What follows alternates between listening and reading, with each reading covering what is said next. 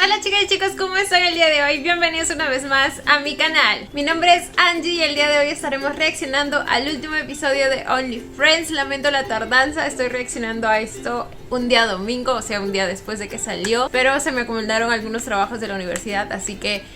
tuve que centrarme en eso por un tiempo. Pero bueno, ya estamos aquí, es el último episodio. Encontré diferentes predicciones, por así decirlo, en los comentarios. Algunos les pareció sospechoso que el episodio pasado, pues que supuestamente es la usual maldición del episodio 11, haya estado tan tranquilo, y pues de alguna manera les hacía temer por este episodio, o por si íbamos a tener un final pues ya saben, no tan feliz que digamos, pero no sé, bueno, ya veremos chicos. Vamos a comenzar con esto de una vez si les parece. Yo ya estaba queriendo entrar a Instagram para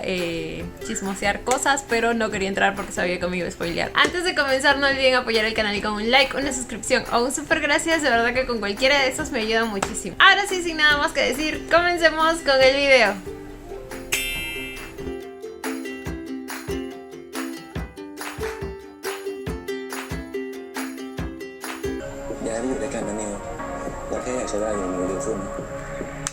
El episodio pasado tuvimos un muy bonito avance entre Mew y Top. Me encanta.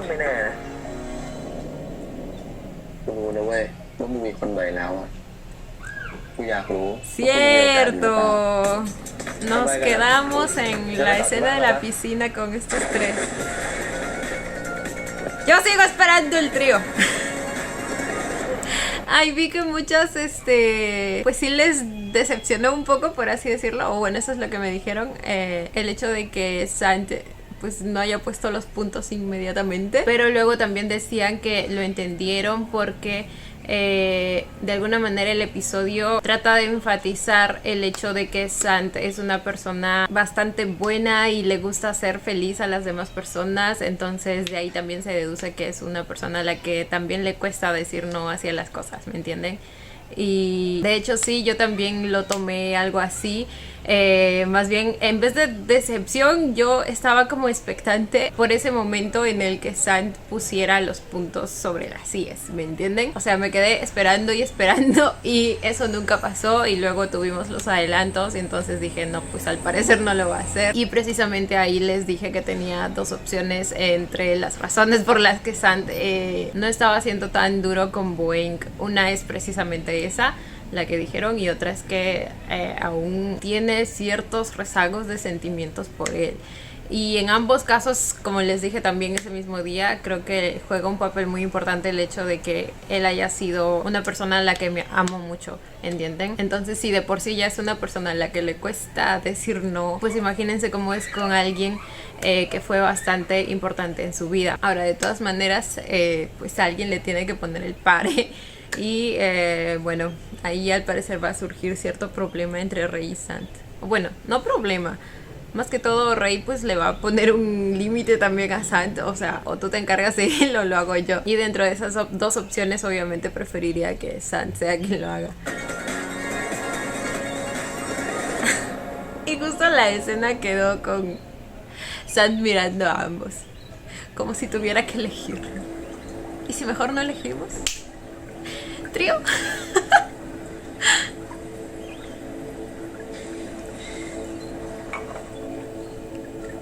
ทำไมมึงยังกินเหล้าอยู่อีกวะเลย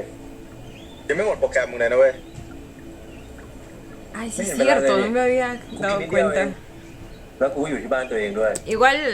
ellos ambos estaban bebiendo después en la escena de la bañera. De hecho ahí en mi mente estaba como que pero bueno, dije, una vez al año supongo que no hace daño, poco a poco.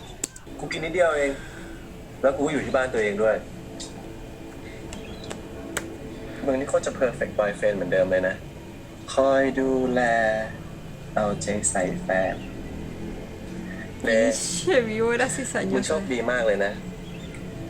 Lo sabemos, gracias. คนที่ดูแลแฟนได้ดีเท่าไอ้แซงไม่มีอะไรถ้ามันดีขนาดนั้นเนี่ยมึงทิ้งมันไปหาท็อปทำไมวะ โง่ไง Oh my god. คนเราอ่ะจะเห็นของที่มีค่าก็ตอนที่เสียมันไปเท่านั้นแหละ Pues ya lo dijiste, lo perdiste. กูว่าเราคุยเรื่องอื่นดีกว่าวะเอาอะไรที่มันจบไปแล้วเนี่ยก็ให้มันจบเถอะ เฮ้ยแซนเราโบวิ่งตอบก่อนดิ รักดิ กูรักมันทุกวัน อยู่ Oh กับ my ไอ้ท็อป god. No, ese hombre no ama a nadie. Luego está gileando con Boston, o sea. กูรักมันทุกวัน อยู่กับไอ้ท็อป กูก็รัก Mentira. Sin donde le hubiera dolido tanto que Stop lo haya dejado tan pronto. รักมันอยู่ไหม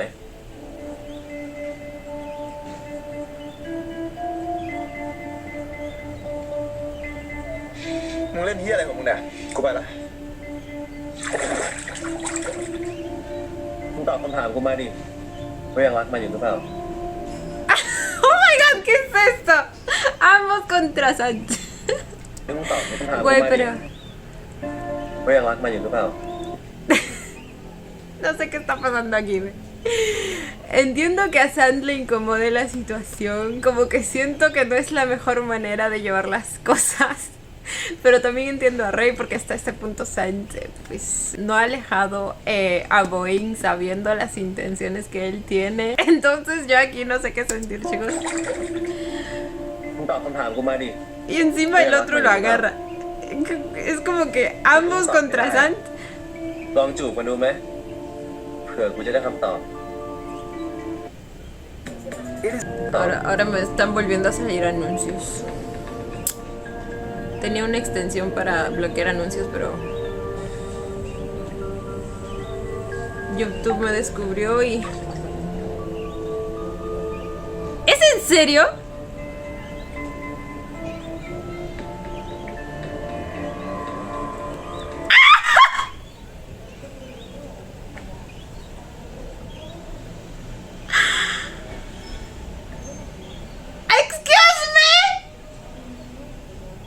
No puede ser. Mana, no puede ser. No, y encima se quedó hipnotizado. Ok. Definitivamente... aún tiene... O está confundido o... ¡Ah! Maldita sea. Ok, entonces sí sale trío. No sé si emocionarme por el trío o preocuparme por lo que venga después con Rey. ¡No se movía el pinche Sand! Quizá esta escena de amor es a la que se refería First. No, y encima me parece, amigo, se estaba calentando.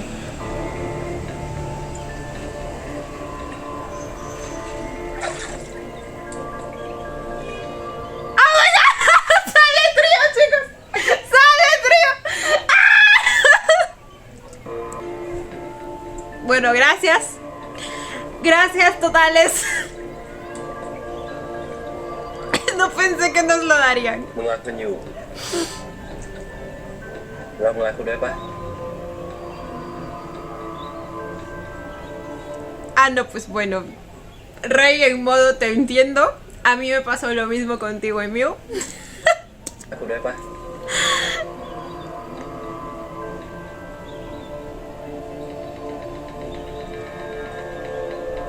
Oh my god.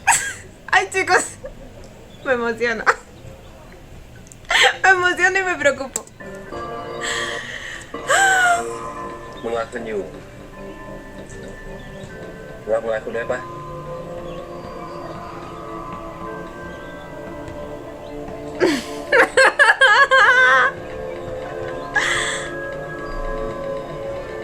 No, pues ahí le pone más pasión el Sancio, ¿no? Y alguien sale sobrando aquí.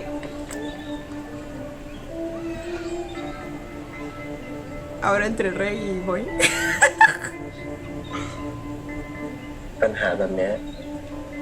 ¡El trío! ออกนะ ¡El trío! ¡Ay, no puede ser, chicos!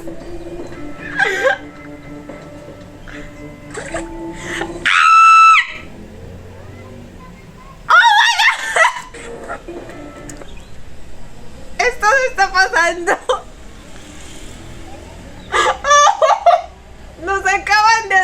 realidad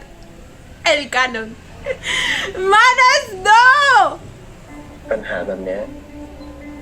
มันมีทางออกนะ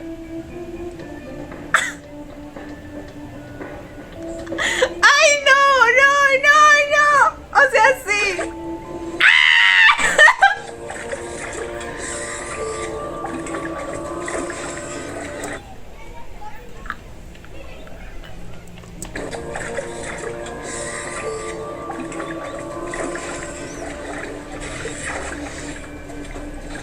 กูไปละ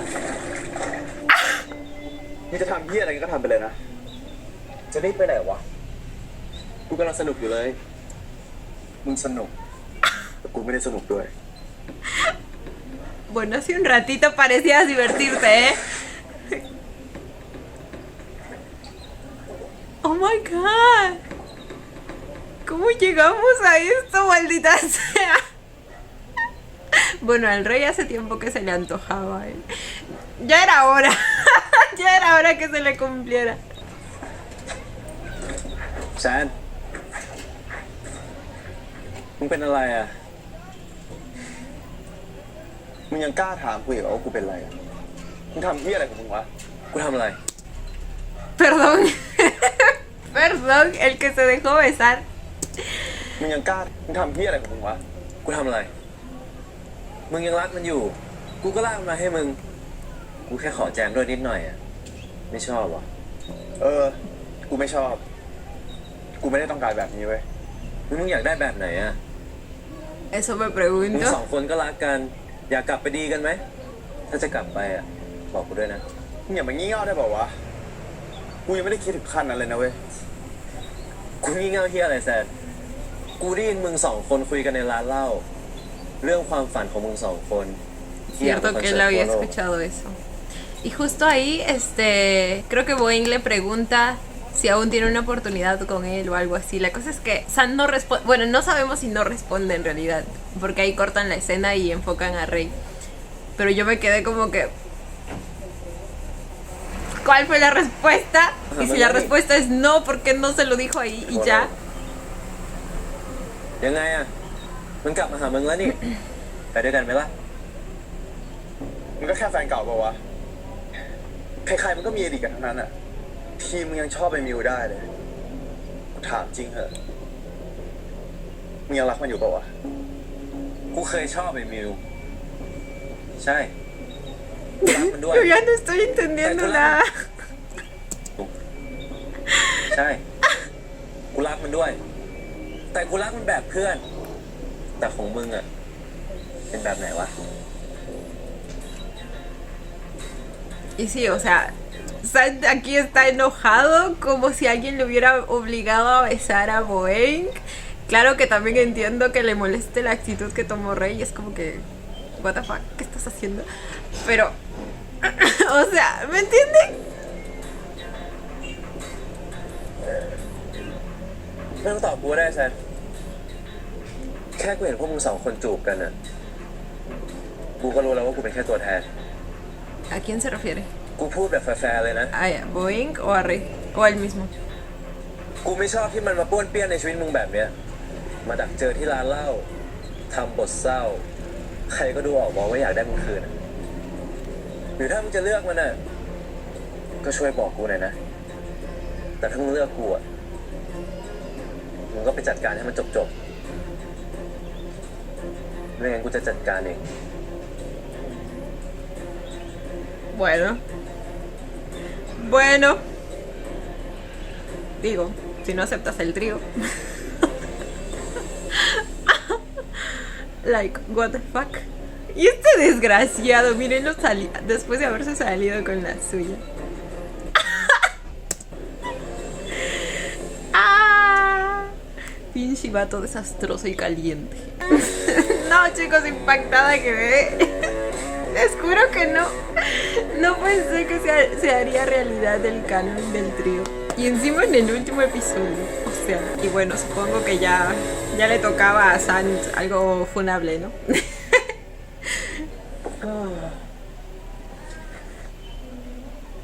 เฮ้ยมึง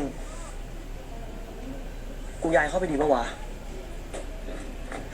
กูว่าก็ดีนะเว้ย มึงก็เพิ่งกลับมาดีกัน ไปอยู่ด้วยกันเนี่ย กูว่าน่าจะรักกันมากขึ้นนะ แต่กูว่าไม่ว่ะมึงย้ายไปอยู่กับมันอ่ะมึงก็ต้องพึ่งมันทุกอย่าง เวลาทำอะไรก็ต้องเกรงใจมันอีกอึดอัดเปล่าๆมิ้วไม่เวิร์กหรอกไม่เลย ¿Qué? No entendí sus razones. มึงย้ายไปอยู่กับ Si มั te นอ่ะ mudas con él, มึง confías ก็ en ต้อง él พึ่ง para มันทุก todo. อย่าง เวลาทำอะไรก็ต้อง Hagas lo que hagas, tendrás que Quién sabe considerarlo mentir. también. Pues sí, eso puede อึ resultar ดอัดเป incómodo. ล่าๆมิ้ว Manejable. ไม่เวิร์กหรอกไม่เลย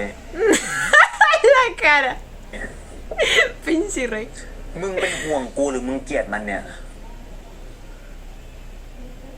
นี่ไอ้เลถ้ามึงยังเป็นเพื่อนกูเนี่ย ยังไงมึงต้องเจอมันเว้ย มึงจะเจอหน้ากันแล้วมึงจะปล่อยกันทุกรอบเลยหรือไง กูแค่คิดว่าคนแบบมันอ่ะ Y dale con alguien como él, cuando él fue exactamente lo mismo. เปลี่ยนไม่ได้หรอก ¿Y acaso no cambió? Bueno, no sé si cambió la verdad. Nunca lo pude saber realmente por la situación. Nunca salió de su boca la verdad. O sea, en ese aspecto me refiero. Obviamente, respecto a otras cosas sí cambió. ไม่รู้ว่ะ กูไม่รู้มันจะกลับมาเฮี้ยอีกหรือเปล่าอะแต่กูให้โอกาสก็เพราะว่ากูรักนี่แหละ ถ้ามันกลับมานอกใจกูอีกนะ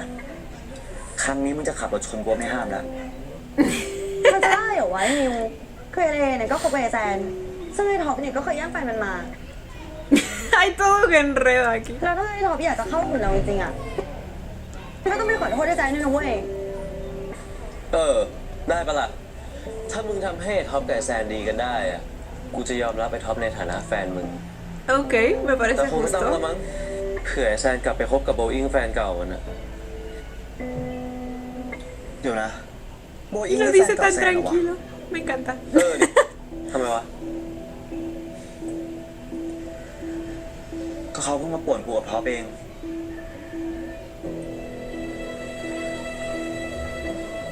เล่าดิ Se va a dar cuenta que entonces no quiere a San de vuelta realmente, ¿verdad? มาก O al menos que no lo ama realmente. โอ้กูปวดหัว Y que es una mala persona. Y quizá ahora intenté protegerlo. O sea, Rey San.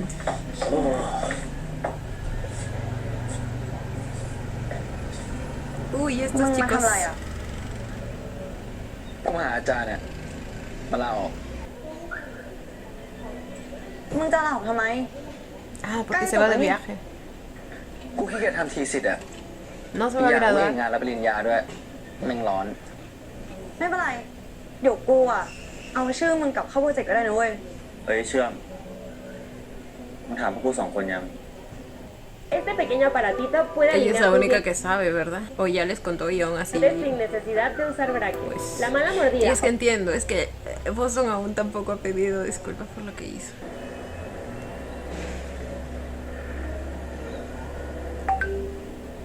กูรู้ความจริงมาจากไอ้ตอมหมดแล้วนะ แล้วกูไม่ได้ติดใจอะไรแล้วด้วย กูขอโทษนะที่กูตบหน้ามึงวันนั้นอะ ไม่เป็นไรอะกูไม่เจ็บ กูก็ขอโทษนะที่นอนกับน้องมึงอะที่เรื่องโปรเจกต์อะไม่ต้องนะเว้ยกูจริงๆกูไม่ได้อยากได้ใบปริญญาอะไรนั่นอยู่แล้วอะ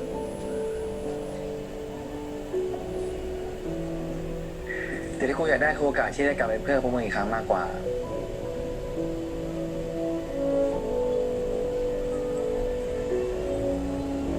Oh.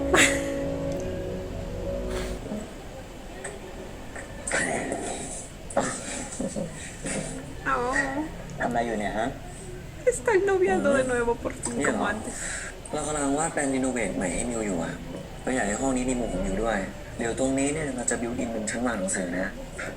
เราอยากให้ห้องนี้มี Quiero que este lugar tenga un rincón มุม solo มิว para ด้วย ti. เดี๋ยวตรงนี้เนี่ยเราจะบิวอินเป็นชั้นวางหนังสือนะ ส่วนตรงกลางเนี่ยเราก็จะทำเป็นห้องครัว เราจะได้ทำอาหารให้มิวกินทุกเช้า นี่ Nunca supe si realmente era un arquitecto porque lo mencionaban como otro nombre, diseñador nada más. เรายังไม่ได้บอกเลยนะว่าจะย้ายมาอยู่กับท็อปอะเรื่องรีโนเวทอะมันไม่ต้องก็ได้มั้ง อ้าวทำไมอ่ะ ยังไงมิวก็มานอนที่นี่บ่อยๆอยู่แล้วอ่ะ มิวไม่ต้องกลัวนะว่ามิวจะรำคาญเราอ่ะ หรือถ้าวันไหนเนี่ย มิวเกิดแบบเหม็นที่หน้าเราขึ้นมาหรือว่าเบื่อเราเนี่ย อ๋อ หรือเราไปแอบเราเองก็ได้ ไม่อยากย้ายมิวกับเราเหรอ tan เพราะ lindo. แบบนี้น่าน้อยใจอะไม่ใช่อย่างนั้นท็อป Hoy los brazotes. เอาจริงๆนะ เราอะอยากย้ายมาอยู่กับท็อปนะ แต่เราก็เกรงใจอ่ะ ท็อปดูแลเราเปย์เราดีขนาดเนี้ย เรารู้สึกเหมือนเด็กเสียไงก็ไม่รู้ว่า En Sugar Baby. แล้วจะไปคิดอย่างนั้นทำไมอ่ะ คือยังไงโรงแรมเนี้ยมันต้องเป็นของเราอยู่แล้ว พ่อเราเนี่ยก็ให้เราทำโรงแรมต่อ เราลูกคนเดียว คบกับเราอ่ะ มันก็สบายอย่างนี้แหละไม่เอาอ่ะ เราสร้างของเราเองดีกว่า เราไปทำโฮสเทล ไปทำร้านคาเฟ่เล็กๆ ถึงจะรวยช้าหน่อยแต่ก็น่าจะมีความสุขดีอ่ะ โอเค งั้นเราไม่เลี้ยงมิวก็ได้ แต่เดี๋ยวเราจะสร้างไปด้วยกันมรดกพ่อเนี่ย เราไม่เอาละเดี๋ยวเราจะออกไปอยู่ของเราเองแล้วก็เปิดบริษัทรับอินโนเวทออกแบบภายในอะไรอย่างนี้ มิวคาเฟ่ Creo que lo que estudio es diseño de interiores, entonces. เดี๋ยวนะท็อป O bueno, quizás se มรดก especialice เก็บ en ไว้ eso. ก่อนดีกว่าไหมฮะเผื่อฉุกเฉินทำไงอ่ะ นี่มิว Miau. ย้ายมาอยู่กับเราเถอะ เรามั่นใจนะว่ามิวอ่ะคือคนที่เราอยากเห็นหน้าทุกวัน เราอยากนอนคุยเรื่องอนาคตกับมิวแบบนี้ทุกคืนเลยอ่ะ ต่อจากนี้อะจะมีแค่เราสองคนนะไม่มีเรื่องของคนอื่นอีกแล้ว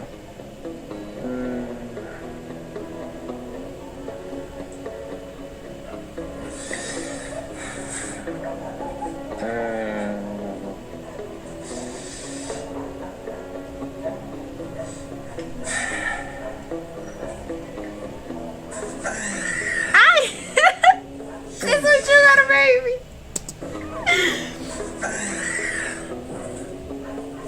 Me recordó mucho a Musena Baby.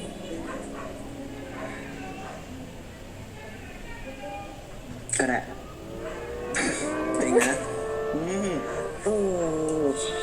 ¡Ay! น่ารักที่สุดเลย แต่ท็อปต้องไปเคลียร์ปัญหาเก่าๆก่อน โอเคไหม โอ้ย จะมีอะไรอีกอ่ะ ¿Qué? Ah, lo de San. แล้วไง Lo de San. Le va a decir lo de San. ส่วนไอ้ตั้นก็ไปแล้ว จะมีอะไรให้เคลียร์อีก แล้วแซนอ่ะอืม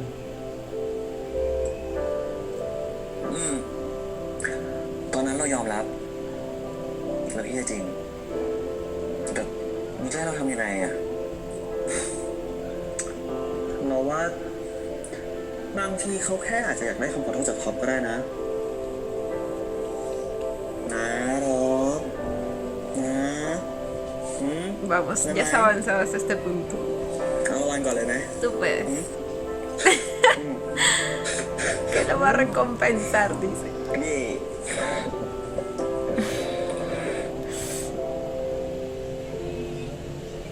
Su mirada. ¡Oh!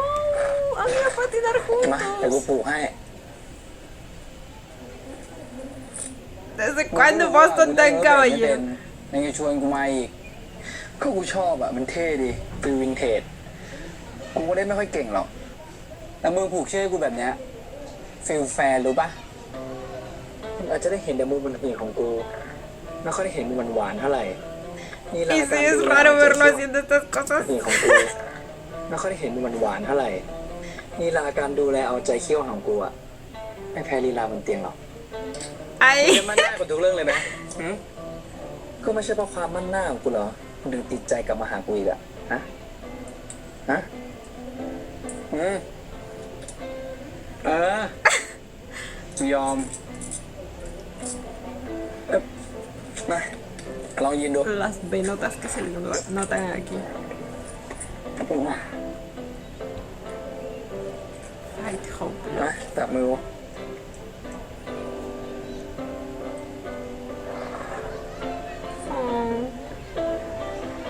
นี่ไง ได้แล้วไม่เห็นยากเลยไม่ยากที่อะไรกูจะล้มถึงแล้วเนี่ยล้มเขาไม่ต้องกลัว Ay, ¿cómo le hablo? ไม่ยากที่อะไรกู Ha sido จะ el ล้ม yo. ถึงแล้วเนี่ยล้มเขาไม่ต้องกลัวแต่กูเซฟเอง ¿Y cómo quedaron las cosas con Daddy Dan? Me preocupa, ¿eh? Ya saben que la miradita ahí estuvo extraña. ไหนค่อยๆไหลแล้วเนี่ยนี่เฮ้ยตันไม่แกล้งแล้วมาต้องกลัวเหมือนจะล้มอ่ะกูรอนับมึงอยู่เนี่ยเฮ้ยยังได้แล้วมือเร็วไปแล้วกูช่วยอยู่เนี่ย Oh.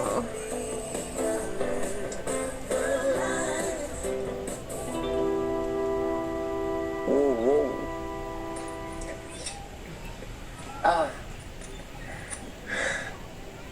เหนื่อยไหมเหนื่อยดิ มึงอะปล่อยให้กูเล่นคนเดียว เอาโอ้กลัว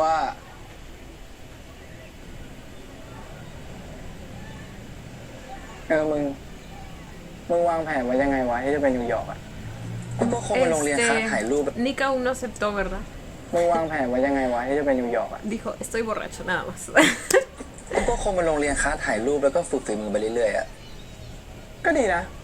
มึงมีฝีมืออ่ะ เสียเวลากับอะไรที่ไม่อินมานานไปแล้วจะทำเพลงได้วะ คนเราอะไรที่ไม่อินมานานไปแล้วจะทำเพลงได้วะ คนเรามันก็ต้องใช้เวลาปะวะ กว่าจะรู้ใจตัวเองอ่ะ Ay, eso fue en doble sentido, obviamente. กว่าจะรู้ใจตัวเองอ่ะเนาะ มึงน่าจะขอกูเป็นแฟนให้เร็วกว่านี้วะทำไมวะ กูยังอยากเห็นด้านหวานหน้าของมึงอีกเยอะเลยอะงั้นเดี๋ยวเวลาที่เหลือเนี่ยกูจะจัดความหวานให้มึงจนมึงต้องไปตรวจน้ำตาลเลย ไม่เชื่อ Ay, el tiempo que nos queda, me duele, me ไม่เชื่อ duele. โอเคเชื่อละเฮ้ยหรือว่ากูไปอยู่นิวยอร์กกับมึงดีวะ ¿Es eso กู posible? จะได้ทำแอนิเมชันด้วยเผลอๆนะ กูอาจจะได้ทำที่พิกซ่าก็ได้นะถ้า Exacto. มึงจะไปเพื่อตัวเองหรือมึงจะไปเพื่อเป็นแฟนกูล่ะเพื่อตัวเองเด็ ¿Se puede ambos? ของมึงอ่ะ ของแถมแต่แล้วแต่ El นะ plus. แต่มึงอย่าตามกูเลย กูเป็นพวกไม่ชอบวางแผนไกล คิดวันนี้ทำพรุ่งนี้ มึงตามกูไม่ทันหรอก มีความสุขกับปัจจุบันดีกว่ามึง และเวลาที่เหลือเนี่ย กูขอเป็นแฟนที่ดีให้มึงก่อนแล้วกันนะ Oh. Con cualquiera de las opciones yo estaría bien. Tanto si él decide ir con Boston o no. วันนี้พี่ก็ตัด Quizás lo digo porque a mí me gusta viajar en realidad y algún día quisiera también establecerme en el extranjero, así que no lo veo tan así como que un sacrificio por ir detrás de una persona, ¿me entienden? Sino también sería por mí. วันนี้พี่กระต่ายจะมาสอนน้องๆเหล่าสัตว์น้อยตัวจิ๋วล้างจมูกกันนะ ไหนใครล้างจมูกเป็นบ้าง มีไหม Ay, ahora está yendo solito y ya sabe cómo manejar la situación, supongo. วันนี้พี่กระต่ายครับ แต่วันนี้พี่แมลงไปไหนครับ Ay, อ๋อ พี่แมลงเหรอครับ ไม่ได้มาครับ แต่ว่าถึงไม่มีพี่แมลงเนี่ย น้องๆก็เล่นกันอย่างสนุกได้นะ แต่หนูอยากให้พี่แมลงมาสอนแทนนะครับใช่อยากให้พี่แมลงมาสอนแทนนะใช่อยากให้พี่แมลงมาสอนแทน อ๋อพี่แมลงไม่มาครับพี่แมลงไม่มา cosita tratando de controlarlos. พี่แมลงมาแล้วครับน้อง Vino Big Paja al rescate. วันนี้ Espero นะครั ya บก่อน con la ที่พี่ mente จะสอน más น้องๆเรื่อง clara. การล้างจมูกนะครับ พี่อยากจะสอนน้องๆเรื่องการขอโทษกันก่อนครับ เพราะว่าเวลาที่เราทะเลาะกันเนี่ย มันไม่มีใครมีความสุขเลยจริงไหม เพราะฉะนั้นนะครับ ใครที่ทะเลาะกันอยู่ลองขอโทษกันดูดีไหมครับ ขอโทษครับ เก่งมากครับ Todos lo aman. ส่วนพี่แมลงนะครับ ก็ต้องขอโทษน้องกระต่ายเหมือนกันนะ เพราะพี่แมลงเนี่ยทำน้องกระต่ายโมโห ขอโทษนะครับ Ay, cómo se rascaba la cabecita. แต่คนทำผิดก็ Güey, ¿cómo es que lo disculpo tan fácilmente? Maldita sea, pinche santo. แอนนะครับ ก็ต้องขอโทษน้องกระต่ายเหมือนกันนะ เพราะพี่แมลง Todo เนี่ย porque ha ทำน้ sido องก mi ระต่ายโม protegido y lo seguirá ขอ haciendo. โทษนะครับ แต่คนทำผิดก็ต้องถูกทำโทษใช่ไหมครับ ใ Sí, อย่างนี้ต้องโดนทำโทษ confirmo. ใช่ไหมครับ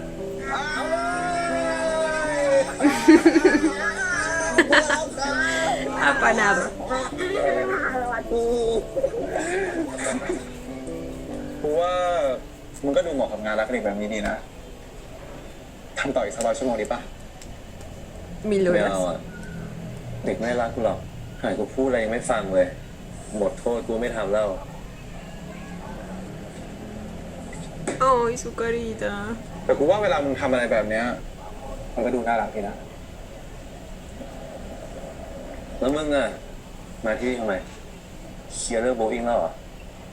มันไม่ยากอย่างไรเลยโบอิงมันเป็นรักแรกของกูอ่ะเป็นคนที่กูเคยแพลนอนาคตไว้ด้วยกันยังไงไม่ก็ต้องเหลือความรู้สึกอยู่บ้างแหละแต่มันจะไม่เกิดอะไรเลยนะ Lo ถ้าวัน supuse. นั้นมึงไม่ทำยังไงไม่ก็ต้องเหลือความรู้สึกอยู่บ้างแหละแต่มันจะไม่เกิดอะไรเลยนะถ้าวันนั้นมึงไม่ท้าให้กูจูบมันอะ แล้วมึงคิดว่ามึงสำคัญกับมันขนาดนั้นปะล่ะ หมายความว่าไงวะ ก็ถ้ากูจะบอกว่า มันไม่ได้มาหามึงเป็นคนแรก มันไม่ได้คิดถึงมึง Ay, le voy a contar lo แต่ de todo. ที่มันมาหามึง เพราะว่ามันถูกไอ้ท็อปเทมาอีกที มึงจะว่าไง มึงไปรู้อะไรมาเลย เดี๋ยวกูจัดการเอง มึงเป็นแฟนกูอ่ะ กูไม่ปล่อยไปหรอก ยิ่งเห็นพวกแฟนเก่าที่ชอบมาลื้อฟื้นอีกแล้วนะ แม่งต้องเจอกูนี่ มึงจะมาทำไมอีกวะมาสร้างปัญหาวะ อ้าวติมึง Uy, no, se va a encargar del Boeing. Rey versus Boeing. Voy a armar eso. ¿Qué dije? Armar, amar.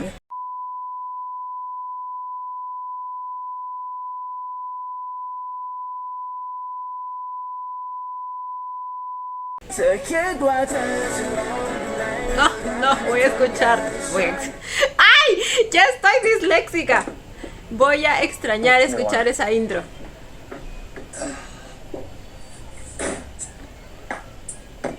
มาเดี๋ยวเราช่วย Ya se está mudando. ยังเหลืออีกหลายกล่อง Y el incendio habrá sido en ไม่เป็นไรหรอก เดี๋ยวเราสั่งเชลฟ์มาให้มิวใหม่ก็ได้นะ su mismo ห้องตรงนั้นมิวทำเป็นห้อง departamento สมุดเลย o ก็ en ได้ algún otro ไม่เป็นไรหร departamento อก del เดี๋ยวเราสั่ง edificio. เชลฟ์มาให้มิวใหม่ก็ได้นะ ห้องตรงนั้นมิวทำเป็นห้องสมุดเลยก็ได้ โอ้ยไม่ขนาดนั้นท็อป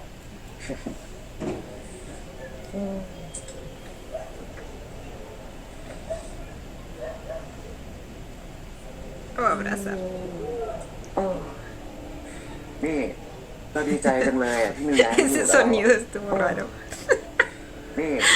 เราดีใจจังเลยอ่ะที่มิวย้ายมาอยู่กับเราอ่ะ ต่อจากนี้เนี่ย เราจะได้ไม่ต้องมีปัญหาเรื่องการนอนไม่หลับอีกอ่ะ เพราะว่าการนอนกอดมิวเนี่ยจะเป็นยานอนหลับให้เราเอง Ay, qué bello se ven. ท็อป เราไม่ได้อยากจะขออยู่เรื่องนึงอ่ะเราอยากขออะไรอ่ะ Mande. เราทำให้หมดทุกอย่างแหละเราอยากให้ท็อปกับเลเป็นเพื่อนกันได้ไหมเรื่องนี้จำเป็นด้วยเหรอจำเป็นดิ ยังไงมันก็เพื่อนเรานะ อย่าให้เราต้องเลือกหรือว่าเพื่อนหรือแฟนอ่ะแล้วเราจะรู้ได้ยังไงอ่ะว่ามันจะไม่กลับมาชอบมิวอีกอ่ะ มันก็มีแซนอยู่แล้วไง Y además te toca confiar también.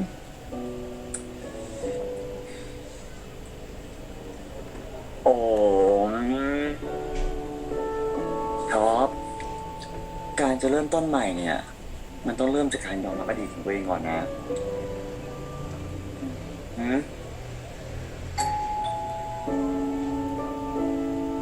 ใครมา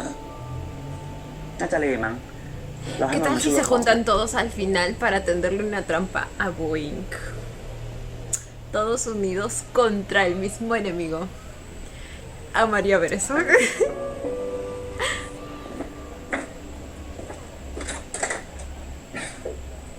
Thank you มึง Rey, ว่าไปเก็บได้นะ ahora. Ahora. El orgullo de estos dos.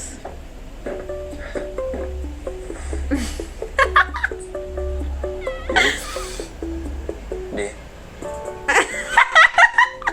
¡Ay, no puedo! Las caras. La careta. ห้องสวยดีนะ แต่งเองเลยเหรอ กูทำเองทุกอย่างอะออกแบบเองเลือกเฟอร์นิเจอร์เอง มิวค่อยโอกาสอยู่แล้วอ่ะอย่าทำพังอีกอะกูไม่ทำพลาดซ้ำสองหรอก ไม่พลาดที่มิวจับได้อะเหรอ นี่มึงหาเรื่องกูมาเนี่ย กูไม่ได้หาเรื่อง กูแค่จะมาเตือนมึงอะว่าถ้าคราวนี้มึงทำมิวร้องไห้อีก มึงเจอกูแน่ กูก็อยากบอกมึงเหมือนกัน ว่าถ้ามึงยังไม่เลิกคิดกับมิวเกินเพื่อนอะมึงก็เจอกูแน่ Qué extraña manera de tratar de llevarse bien.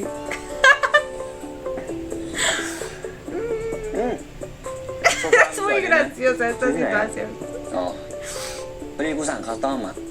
แต่ว่าถ้ามึงอยากได้อะเดี๋ยวกูส่งมาแท็กร้านให้ก็ได้นะ โอเค เอาอะไรปะกินเหล้าไหม ไม่เอามึงกูเลิกแล้ว ขอน้ำเปล่าแล้วกัน Es un buen comienzo.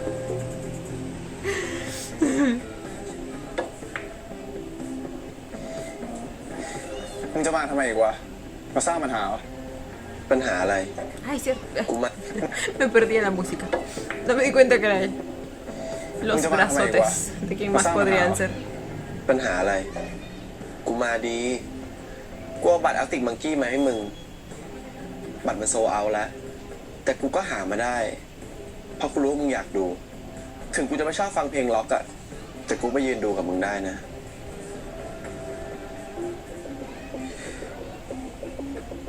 อาร์ติกมังกี้เหรอวงโปรดมึงนี่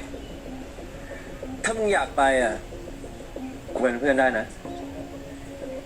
บัตรมันโซเอาไปแล้ว ซื้อต่อได้ปะเท่าไหร่ว่ามา พอดีกูอยากไปดูคอนเสิร์ตกับแฟนกูอะ ตั้งแต่กูคบกับมัน กูก็เริ่มฟังเพลงร็อกอังกฤษ กูชอบฟิลก่อนคอร้องเพลงกันในคอนเสิร์ตอะซื้อต่อได้ปะ Uy, sí me acuerdo. อ้าว La primera vez que fueron สวั al สดีมิว concierto. มิวรู้จักกับเลด้วยเหรอ รู้จักดี Eso no te lo esperabas, ¿verdad? Esperé en qué momento llegó que no me di cuenta. Apareció de la nada. อ้าวสวัสดีมิว Mm. มิวรู้จักกับเลด้วยเหรอ รู้จักดี Solo lo Solo la conozco. lava. Me lo chapé. มีอะไรก็เล่าให้ฟังกันตลอด เนาะ ไงโบอิงอยากกลับมาคบกับแซนเหรอ แล้วแต่มัน แล้วแต่กูด้วย จริงๆ กูว่ามันก็ไม่ได้อยากกลับไปคบกับแซนหรอกเว้ย แค่ท็อปไม่เอาอ่ะ ถูกปะไม่ได้คิดถึงแซนหรอก ถูกปะถ้ามึงพยายามจะมาลื้อฟื้นอะไรอ่ะ มึงกลับไปดีกว่า ตอนนี้กูกับแซนกำลังจะเริ่มต้นใหม่กัน มึงจะขุดอดีตที่มันตายไปแล้วทำไมวะ ถ้าแซนมันว่างกูจะไม่ว่านะ แต่แซนเป็นแฟนกู โอเค กูเข้าใจละ มีแฟนออกตัวเป็นเจ้าของแบบนี้ มึงเหมือนเป็นหมามันเลยนะ ดิ เวลากูรักใครอ่ะ กูก็เป็นหมาแบบนั้น แต่อย่างน้อยเจ้าของกูเขาก็รักกูจริงใจกับกู ไม่ใช่พอเบื่อแล้วก็ไปหาตัวใหม่มาเลี้ยง Eso. Eso, mis perris. Todos mis perris están ahí reunidos. Con... La perris mayor. La más perris de todas las perris. มึงนี่เวลาถึงก็น่ากลัวเหมือนกันนะเนี่ย แน่นอนดิ ก็กูไม่ชอบให้ใครมายุ่งกับคนของกูปะคนใหม่หรือคนเก่ากูไม่ชอบ กูจัดการให้หมดแหละ กูไม่เคยแพ้ใครอยู่แล้วปะโอเคเพื่อนเรา Ese อะ es Sant. รักใครรักแรงนะตัดด้วยอ่ะ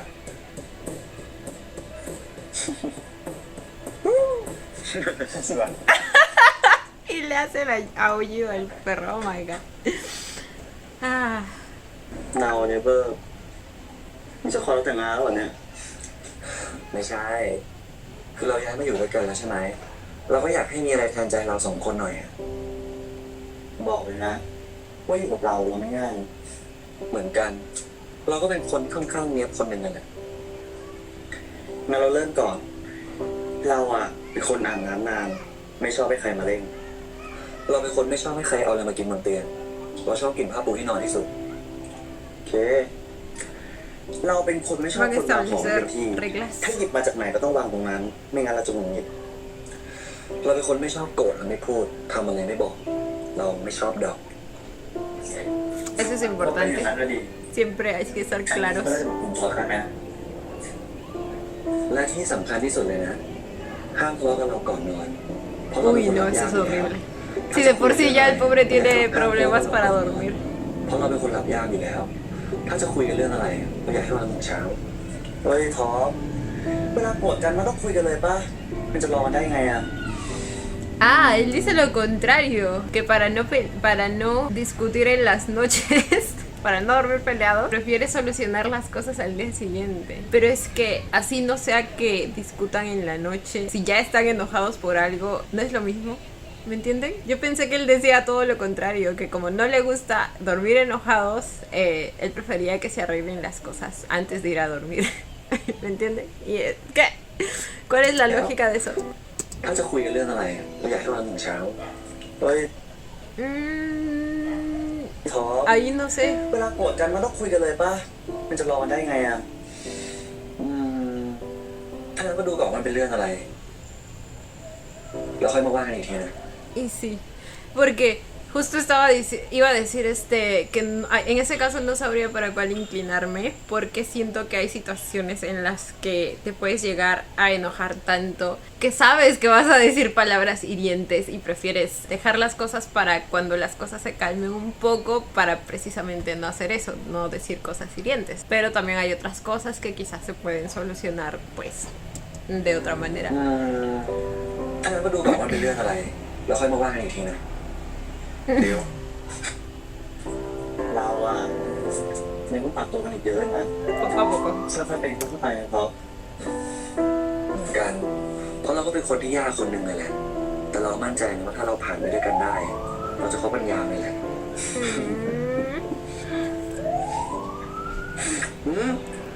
แล้วแบบเนี้ย Estoy muy orgullosa de ambos. ไม่ค่อยชอบ อ่ะงั้นไม่ท รอเล่น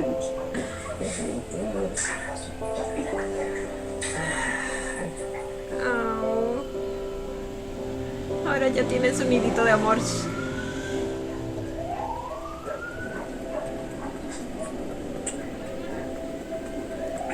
Son Boston y Nick. Ahí es donde aparece Boeing. Quizá Boeing es como la prueba final para Boston. Porque ahora sí son novios, ¿verdad? Dijo que iban a ser novios prácticamente hasta que pues él se tuviera que ir. นี่เป็นครั้งแรกเลยนะ ที่มึงจูบกูกลางสาธารณะแบบเนี้ย กูรู้มึงชอบ อะไรแบบนี้มึงชอบ ก็ชอบ Sabe que es un romántico empedernido. มึงคิดว่ากูไม่เคยคิดไว้หรอ ไหนมึงคิดอยากจูบกูที่ไหนอีกปะหรือมึงอยากทำอะไรโรแมนติกอ่ะ ไหนบอกมาดิ กูอยากให้มึงจูงมือกูข้ามถนนอ่ะ โอ้โห มึงข้ามเองก็ได้มั้ง กูรู้ แต่ถ้าแฟนจูงให้อ่ะ มันอบอุ่นกว่า อ่ะก็ได้ไหนมึงมีอะไรอีก แล้วก็ อยากให้มึงแนะนำเพื่อนมึงว่ากูเป็นแฟนมึง อันนี้ยากละเพราะกูไม่มีเพื่อนคบ ลืมขอโทษ Diablos. เฮ้ย อีกอย่างหนึ่งใกล้ปีใหม่แล้วอะกูอยากให้ตอนที่เราไปเขาน์ดาวน์ด้วยกันน่ะมึงหันมาจูบกู แบบ5 4 3 2แล้วก็หันมาจูบกูอะ Vaya, son Dai. cosas de las que jamás había แล้วก็ escuchado. พอแล้ว เยอะแล้ว พอไม่ได้แล้ว เอ้า ก็มึงบอกจะหวานจะเน่ากับกูอ่ะมึงพูดแล้วก็ทำไม่ได้ดิกูจะพยายามแล้วกัน แต่อย่าคาดหวังนะ แล้วแต่โอกาสกูจะมาแบบเซอร์ไพรส์ Ay, Dios mío. Para mí lo que ya he visto de Boston es bastante. O sea, jamás pensé escucharlo decir todas ไหนนี่มึ estas งชอบปะ cosas. ชอบ Ay, ¿qué dijo? ดิ้งหมดแล้วอ่ะไหนกูไปเอาเพิ่มไหนนี่มึงชอบปะ No, las bebidas. มึงดูแลกูอ่ะกูชอบเฮ้ยจ้านั่นแหละกูมา Querido. Oh my god. เอาเนโกนี่ El cambio, chicos, el cambio. Ay, no, ahí está. Ahí está. La víbora madre. นี่ก็นี่ครับ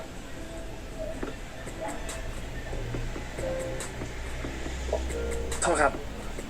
ก่อนเลยครับ ขอบคุณครับ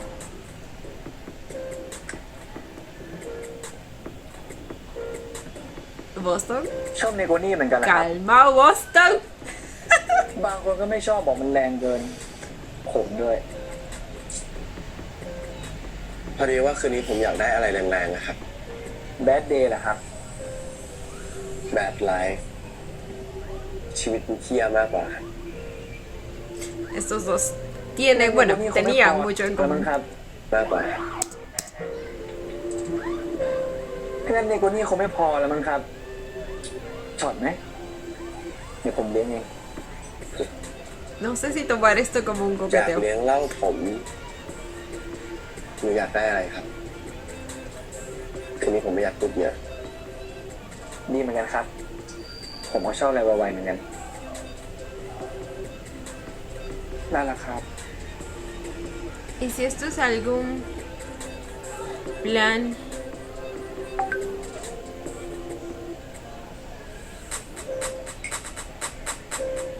porque no creo que se atreva a hacer algo con Mika ahí presente. ¿O sí?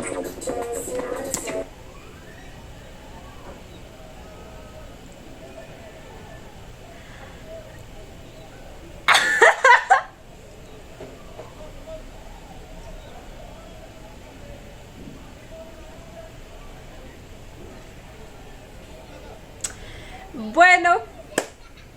yo di todo lo que pude. O sea, creo que hasta aquí llegamos todos, ¿verdad? O bueno, al menos yo hasta aquí llego. Hasta aquí llego con él. No me pueden acusar de no haberle dado una segunda oportunidad. No me pueden acusar de haberlo discriminado. Güey. Güey. A menos que esto sea parte de un plan, no lo sé. No creo. No lo creo. No, es que no. มาคนเดียวเหรอครับ น่ารักจัง อ๋อเปล่าครับ มากับแฟนขอโทษด้วยครับ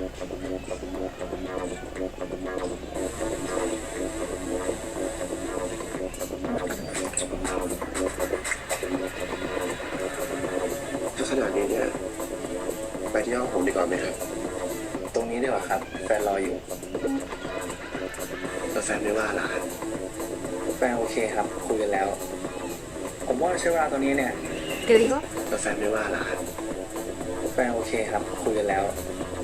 ผมว่าใช้เวลาตรงนี้เนี่ยสนุกกันต่อดีกว่าครับ ¿Cómo que ya hablaron de eso?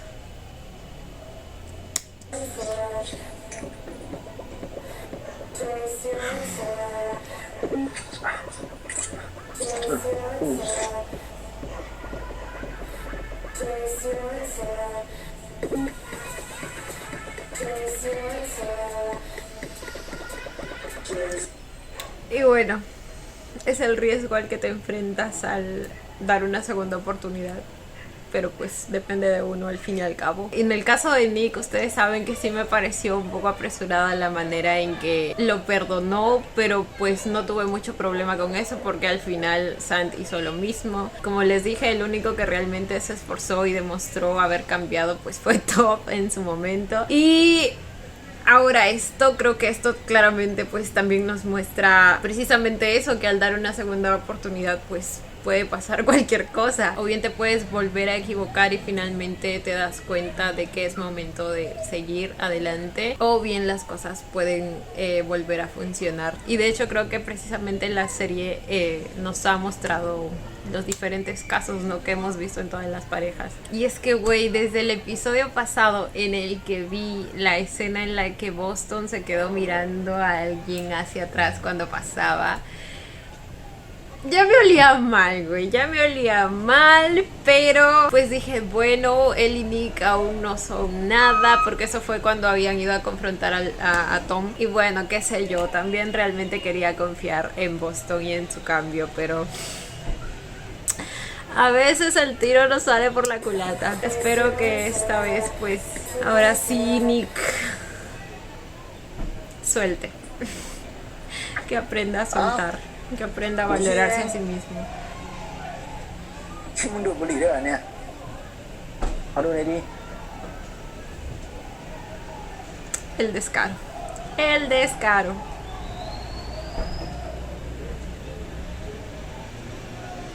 มันเป็นไรเนี่ยงอนเหรอ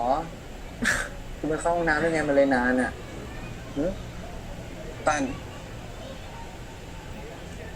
ว่ามึงเริ่มพยายามเป็นอะไรในสิ่งที่มึงไม่ได้เป็นดีกว่าวะอะไรของมึงเนี่ยก็ที่มึงพยายามทำตัวเป็นแฟนกูแบบเนี้ยมันดูไม่ใช่มึงเลยอะเมื่อไหร่เราคุยกันแล้วไงว่าจะลองเป็นแฟนกันก่อนที่กูบินไปนิวยอร์กไงอาการที่มึงมาเที่ยวกับกูอะแล้วไปจูบกับคนอื่นในผับหนึ่งนะ No solo se besaron. ว่าคุณเป็นแฟนกันทำกันมั้วะ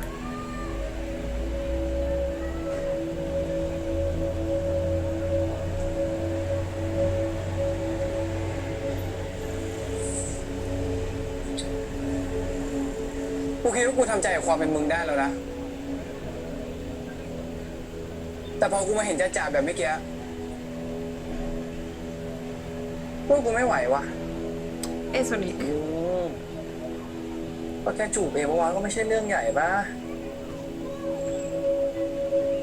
สุดท้ายกูกลับบ้านแค่กับมึงนะเว้ย เห็นปะ La manera en que minimiza สำหรับ las มึงไม่ใช่ cosas. เรื่องใหญ่เลยอะ Claramente si le importara a él sus sentimientos. โคตรยากเลยอะคำว่าแฟนสำหรับกูอะนะมึงก็ต้องมีกูคนเดียวปะวะมึงแต่คำว่าแฟนสำหรับกูอะมันเป็นเรื่องของหัวใจไม่ใช่ตัวไง ถึงกูได้ไปจูบกับใครอะมึงก็เห็นอยู่ว่ากู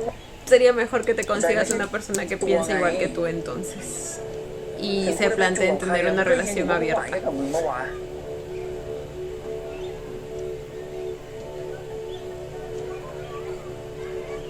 ตอนเนี้ยมึงกับกูก็เหลือเวลาแค่ไม่มากแล้ว ถ้ามึงรักกูจริงๆอ่ะมึงต้องรับสิ่งที่กูเป็นให้ได้เว้ย Ay, esa también era una de las cosas que no me terminaba de cuadrar. El hecho de que siempre esté justificándose con así es como soy yo. Güey. มึงต้องรับสิ่งที่กูเป็นให้ได้เว้ย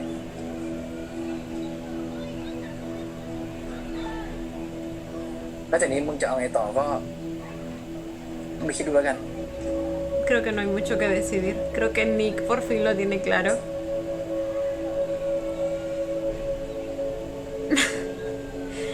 Mi mismo sentimiento de indignación.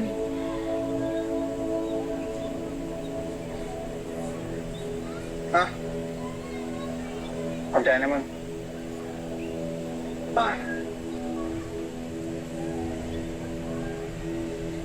มึงคิดว่ามึงจะยอมกูกับไอ้บอสตั้งจริงๆเหรอวะทางที่มันไปเอาคนอื่นนะกูยังไม่แน่ใจอ่ะกูไม่รู้กูจะยอมเปล่ากูตอบให้เลยนะว่ามึงยอมทำไมมันคิดกันวะก็มึงรักมันจนมึงไม่รักตัวเองแล้วไง Porque si lo estás dudando a este punto, en serio. ก็มึงรักมันจนมึงไม่รักตัวเองแล้วไงมึงคิดว่าทุกอย่าง Gracias, Ant. Gracias por ก็มึงรั decírselo กมัน por จนมึงไม่รัก fin. ตัวเองแล้วไง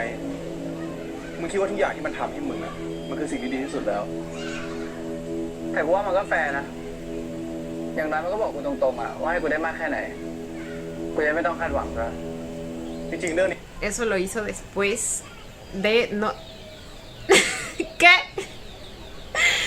Güey, si eso se lo hubiera dicho antes, o sea, en el momento en que le ofreció ser novios, aunque el término novios no es el correcto tampoco, prácticamente él lo que quiere es una relación abierta, ahí entendería lo que está diciendo Nick. Pero ¿qué diablos me está diciendo?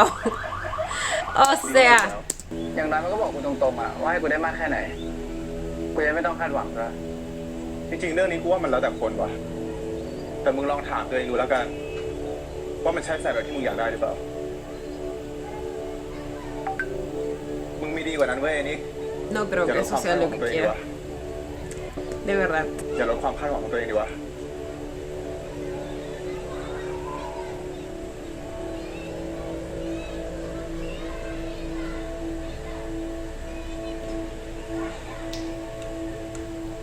Confío en que esta vez Nick va a tomar la decisión correcta. Ay, qué fuerte está el episodio, muchas cosas que no me esperaba, pero también cosas muy realistas. Como les digo, el dar una segunda oportunidad no siempre puede resultar bien. Menos cuando no hay una voluntad verdadera de la otra persona de cambiar, ¿me entienden? 31 de diciembre. ¿Año nuevo? O sea que ya pasó Navidad. ขอบใจมากนะเว้ยที่พวกมึงไม่ออกต่างจังหวัดแล้วก็มาปาร์ตี้กับกูเนี่ย Ah, claro. ก็มึงย้ำนักย้ำหนาเนี่ยว่าห้ามไปไหนอ่ะ จะทำอะไรของมึงไว้เชื่อม ไม่มีอะไรเลยก็เทศกาลปีใหม่ปะวันแห่งความสุขเนี่ยก็ทิ้งสิ่งแย่ๆไว้จากปีที่แล้วแล้วก็เริ่มต้นใหม่เนี่ยกูก็อยากจะอยู่กับคนที่กูรักกูแคร์ไง โอ้เย่ แซนขอบใจมากนะเว้ยที่อุปถัมภ์ไอเลมันอะมันต้องการคนดูแลมาเลย ไอเชื่อมกูไม่ใช่หมาจรด้วย โอเค พูดถูกแล้วไม่ใช่เหรอวะ Estos dos se tratan de perro y perro. กูไม่ใช่หมาจรด้วยพูดถูกแล้วไม่ใช่เหรอวะ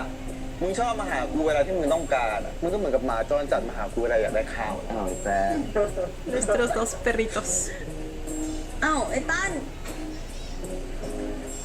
กูนึกว่ามึงจะไม่มาซะอีก กูคิดว่ารักกลับไปนิวยอร์กมาเลยมาสาย เฮ้ยเนี่ยไอ้ตั้นมันจะไปอยู่แล้ว ให้โอกาสมันได้ทำได้ลาได้ขอโทษความเหี้ยความหาอะไรของมันเนาะใช่ป่ะตั้น อืม มึงอยากขอโทษให้มันใช่ป่ะ อืม มึงไปเอาดิ้งเพิ่มไหมเดี๋ยวมา Ese no me parece tan sincero que digamos. แต่ขอโทษก็เรียกขอโทษดิ กูรอคำขอโทษ O จากมึ sea, งอยู่ no นะ es suficiente. ขอโทษ ขอโทษเรื่องอะไร ขอโทษใคร ขอโทษแม่ขอโทษหมาเหรอ ขอโทษมึงอะกูขอโทษที่แอบถ่ายมึงกับมิวแล้วกูก็ขอโทษที่วันนั้นกูเมาแล้วก็บอกไอ้แซนว่ามึงชอบมิวแต่เรื่องที่กูต่อยมึงอะกูไม่ขอโทษนะเพราะมึงต่อยกูก่อน ผมควรโดนแล้วมึงอ่ะ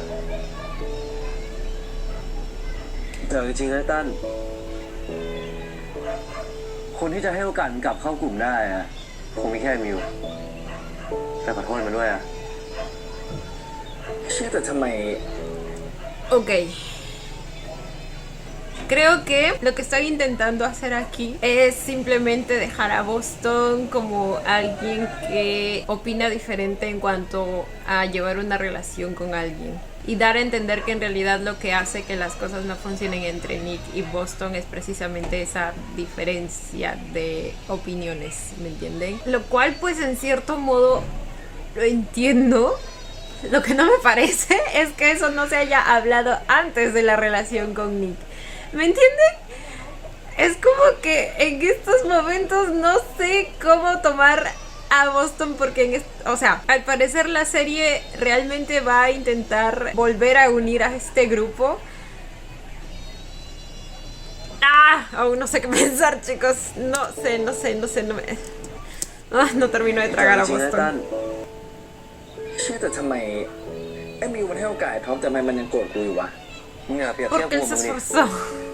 Él pidió unas disculpas en primer lugar. กูมีมันจะยอมยกโทษให้ Las cosas no se regalan así de fácil. แล้วกูบอกให้มึงชวน Menos มา las เนี่ย disculpas. ทำไมมึงไม่มาวะ มึงทำหน้าดิไม่ทำเหี้ยใส่มันมาอีกอะดิ กูขอตัวก่อนนะ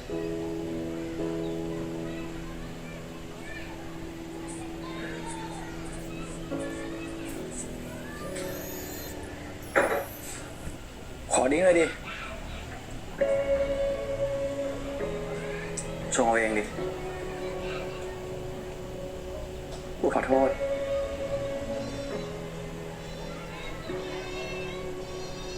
กูรู้กูมันเฮี้ยแต่กูไม่หวังให้มึงยกโทษให้กูด้วย กูแค่อยากให้มึงรู้ว่าที่กูทำน่ะ ไม่ใช่เพราะกูเกลียดมึง แต่เป็นเพราะความไม่คิดที่เลยของกู ขอโทษนั้นที่ปล่อยให้ความอยากมันทำลายความเป็นเพื่อนน่ะ กูจะบอกเหมือนที่กูบอกท็อปนะ กูให้อภัย แต่กูไม่ลืม ส่วนความเป็นเพื่อนของกูกับมึงอ่ะ มันจบลงไปแล้ว มันไม่ได้มาง่ายๆแต่มึงก็ไม่สนอะไรอยู่แล้วปะเดี๋ยวมึงก็หนีปัญหาแต่มึงก็ไม่สนอะไรอยู่แล้วปะเดี๋ยวมึงก็หนีปัญหาทุกอย่างมาอยู่นิวยอร์กอยู่แล้วนี่ ก็แค่อยากไปที่ใหม่ๆอ่ะ เผื่อกูจะได้เป็นคนใหม่ Esperemos que te vaya bien con eso. ถ้ามึงจะเปลี่ยนจากข้างนอกอะแต่ข้างในยังเหมือนเดิมอะมันก็ไม่ช่วย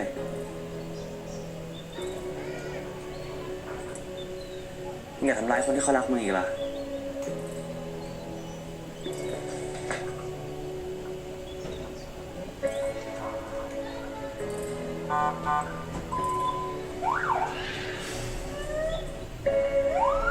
ตั้นมิวไปเล่นเกมกันปะไปเร็ว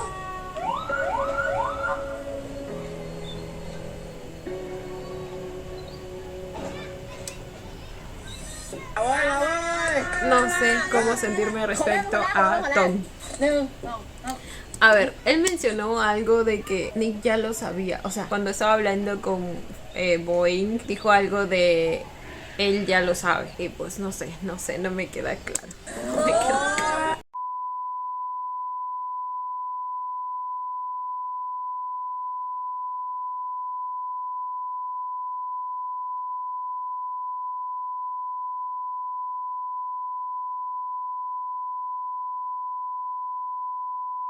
Pero bueno, aún falta la mitad del episodio prácticamente, así que vamos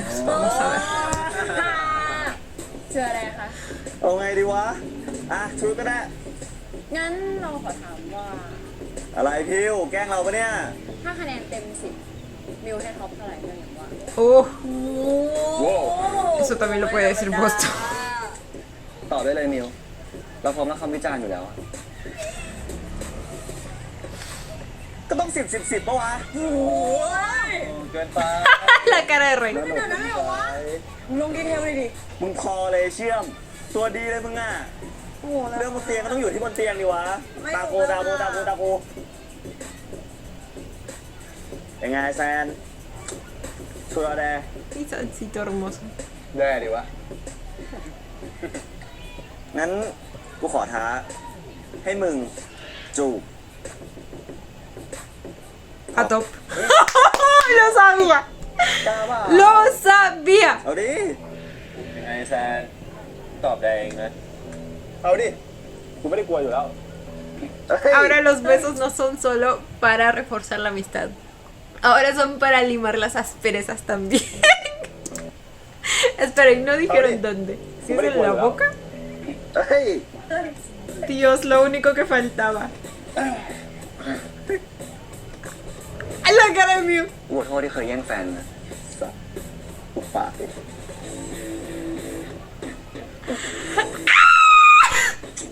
เฮ้ยพอโอ้โห กูรู้แล้วว่ามึงไม่กลัวมัน Este grupo es realmente un desmadre. Like, what the fuck? เคยแย่งแฟน Ok.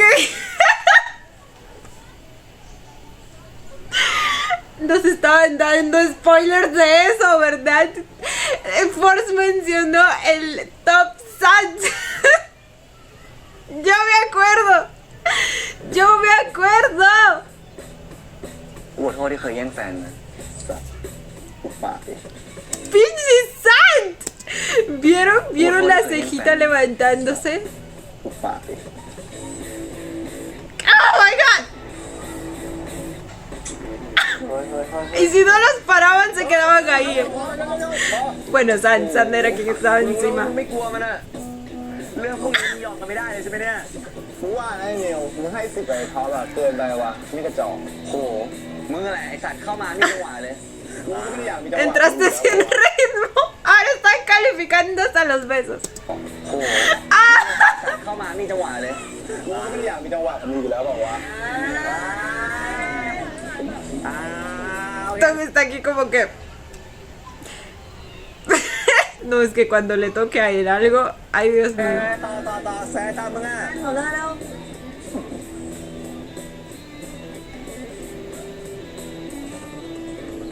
¿A quién se refería? ¿A Nick? ไหนพวกมึง กูกับท็อปจะไปดูพูกันอ่ะสนเปล่า ไม่ไปอ่ะ ดูจนเบื่อละ กูจะอยู่ที่นี่เล่นน้ำกับพิวเนาะ มึงไงเลยสนเปล่าว่าไงแซน กูได้หมดอ่ะ ไปดิ กูไม่ได้ดูกูนานแล้วด้วย ปกติเขาดาวกูไม่อยู่แต่ในผับวะ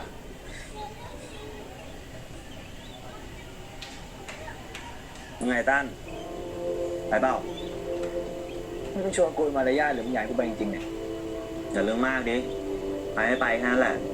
ไปเอาไอ้นี้ Miu lo está intentando. ทำไมเพิ่งมาวะเฮ้ยทีมึงกูตัดสินใจนานน่ะเลยมาช้าพวกกูอะไรกันไปดูกูกันน่ะไปด้วยไหม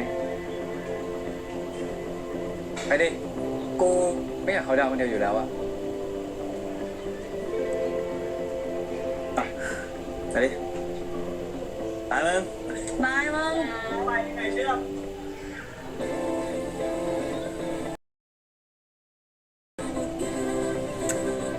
Ay, Dios mío, miren a estas banderas rojas paseando tranquilamente en un auto.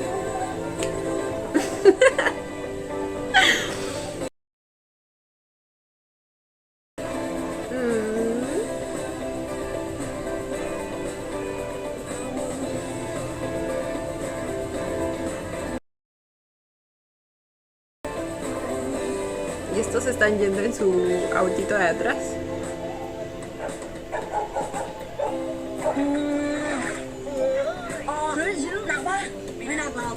Ellos se quedaron. เร็วๆคนขับ ถึงแล้วครับผู้โดยสาร ขอบคุณครับ No tuvimos mucho de ellas en la serie. มาคิดดูแล้ว ปีนี้แม่งโคตรหนักกับกูเลยว่ะ แต่ก็ดีนะ กูก็ได้รู้จักตัวเองดีอ่ะ ปีหน้าไม่ต้องดีกว่านี้เว้ย พวกมึงอ่ะแทนอะไรกันไว้ปะกูมีนะ กูจะเลิกเหล้าอ่ะ เฮ้ยแบบบ๊ายบายร้านเหล้า no more ร้านเหล้า La Lau aprendí una palabra สัง nueva. คมบอกว่ามึงก็อยู่กับกูนี่ไง กูว่าจะเลิกเป็นนักดนตรีร้านเหล้าแล้วอะทำไมอะก็ถ้ากูยังทำงานที่ร้านเหล้าอะเวลามึงมาหากูมึงก็ต้องเจอคนกินเหล้าแล้วเดี๋ยวมึงอาจจะอดใจไม่ไหวเอง ไม่ต้องขนาดนั้นก็ได้ปะวะกูไหว โอ้โห เรายังไงเดียวเนี่ย ไอแซนแม่งเล่นใหญ่ขนาดนี้อะนี่มิว เราซื้อตึกให้เอาปะ คิดอะไรหรือเปล่าวะอยากทำอะไรร่วมกับ Él a los Sugar Daddy. นี่มิว เราซื้อตึกให้เอาปะอยากทำธุรกิจอะไรหรือเปล่าวะอยากทำอะไรร่วมกับมิวอะไม่ต้องหานั้นก็ได้ แค่ไม่ทำตัวเร็วเหมือนปีเนี้ยเราก็โอเคแล้ว สมได้ท็อปกูบ่นรวยดีนักมึงอะไอ้มิวด่าไอ้ท็อปอีกเยอะๆเลย Me encanta cómo terminaron llevándose esos cuatro. มีความจัดการของตัวเองให้ได้ In the bedroom by Boston ไม่ต้องไปเรียนหรอกมึงอ่ะ มีเยอะแยะแล้ว นี่ก้าว่าไง ก็ไม่ได้วางแผนอะไรที่ใหญ่ๆไว้หรอกแค่อยากโฟกัสตัวเองให้มากขึ้นอะรู้สึกว่าปีนี้เสียเวลาไปกับอะไรก็ไม่รู้อะ เดี๋ยวแหละ คนอย่างนี้ควรเจอความรักดีๆนะ Tengo la esperanza de que va a tomar la decisión correcta.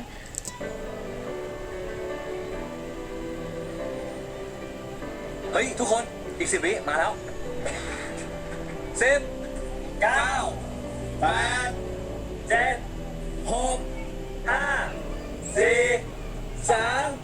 2 1 Happy New Year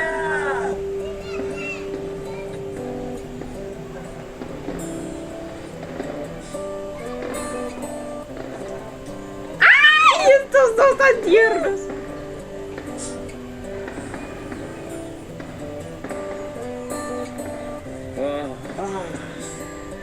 Ok, ok. Tengo esperanzas, Nick. Les dije el episodio pasado, ¿qué tal si estos dos no terminan ทำให้ juntos? เพื่อนกลับมาดีกันได้ขนาดเนี้ยก็ไม่อยากจบปีไปด้วยความเปลี่ยนนะพิว เดี๋ยวอะอยู่กับเชื่อมัน energy โคตรดีมันก็อยู่กับเราไปนานๆนะ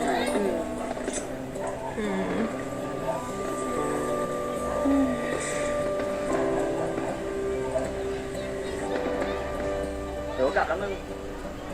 ง่วงแล้วอ่ะ ไปท็อปรถค่อยเอาพรุ่งนี้แล้วกันนะ ได้ ไปเลย กลับเลยปะกูว่าจะเลื่อยเปิดตรงนี้สักแป๊บนึงอ่ะ ไปก่อนเลยมึง ขอบใจมากๆนะไอ้มิวที่ชวนกูมาวันเนี้ย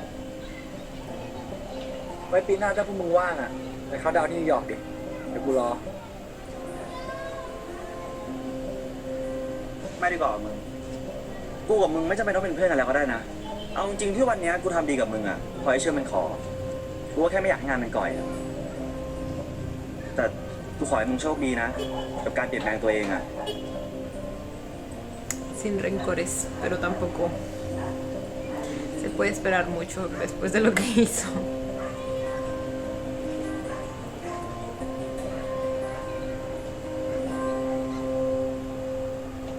แล้วนี่นิกไปไหนเนี่ยไอ้ตั้น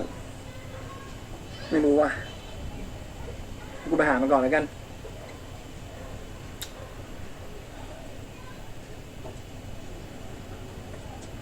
เจอพวกมึง เจอกันมึง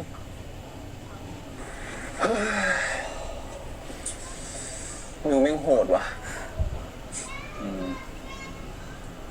มึงเคยดูหนังเรื่อง Tampoco lo culpo, ¿eh? Y no sé si salvaje sería la palabra precisa. O sea, una traición de esa magnitud es difícil de olvidar o superar. Y tomando en cuenta cuánto le tomó a Top, pues volver a reconstruir de alguna manera la confianza que había perdido. Pues imagínense con Tom, que era su amigo. Entiendo perfectamente, a veces esas cosas son irreparables y tomando en cuenta que Tom se va a ir de viaje, pues no sé ya qué sentido tiene. Tampoco puede esperar que lo perdone después de un simple lo siento, ¿me entienden? Pero me gusta que se haya ido pues de alguna manera sin rencores. มึงเคยดูหนังเรื่องบิกินอาเกนป่ะ ไม่เคยอ่ะ แต่กูเคยฟังเพลงประกอบนะ Rockstar กูชอบมากเลยคีร่าไนลี่อ่ะกูว่าเขาสวย แล้วก็น่ารักด้วย กูก็ชอบเหมือนกัน แล้วมึงรู้ป่ะ ชีวิตกูแม่งโคตรเหมือนเรื่องของเขาในหนังเลยเว้ย Ay, yo no ไม่มีซีน conozco ในหนัง esa. เว้ย ที่กูอยากทำกับคนที่กูชอบ ซีนจูบอ่ะ สัตว์ไม่ใช่ มันคือซีนที่เขาไปเดินรอบเมืองแล้วก็ฟังเพลงด้วยกัน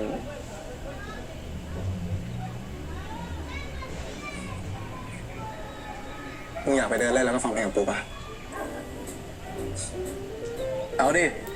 เดี๋ยวกูเป็นคีร่าไนลี่ให้มึงเอง โอ้โห มึงแม่งสวยมา Ay, จากไหน me วะ gustaría entender las referencias. ต่อไปนี้กูต้องเรียก Claro ว่า que lo แบบ es ไฮโซคุณหนุ่มเล่คนสวยป่ะ แน่นอน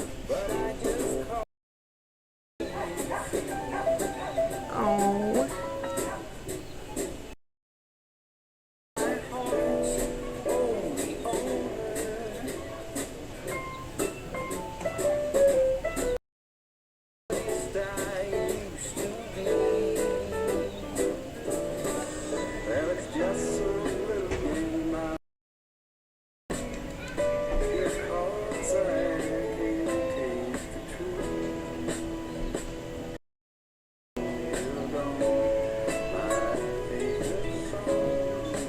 Ay, sus sonrisas y su felicidad es tan genuina.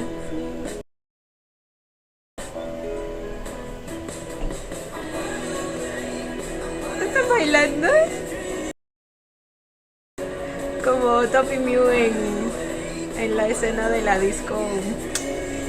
¿Cómo se llamaba? ¿Disco silenciosa?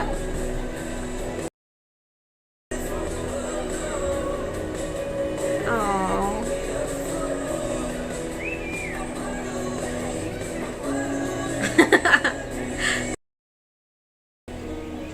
อืม Me los imagino divirtiéndose mucho grabando eso. Última parte, chicos. เอ้าทำไมไม่นั่งอยู่คนเดียวเนี่ย มึง กลับบ้านกันนอนห้องดู มีของขวัญปีใหม่ให้มึงด้วยเพื่อ ลองดูก่อน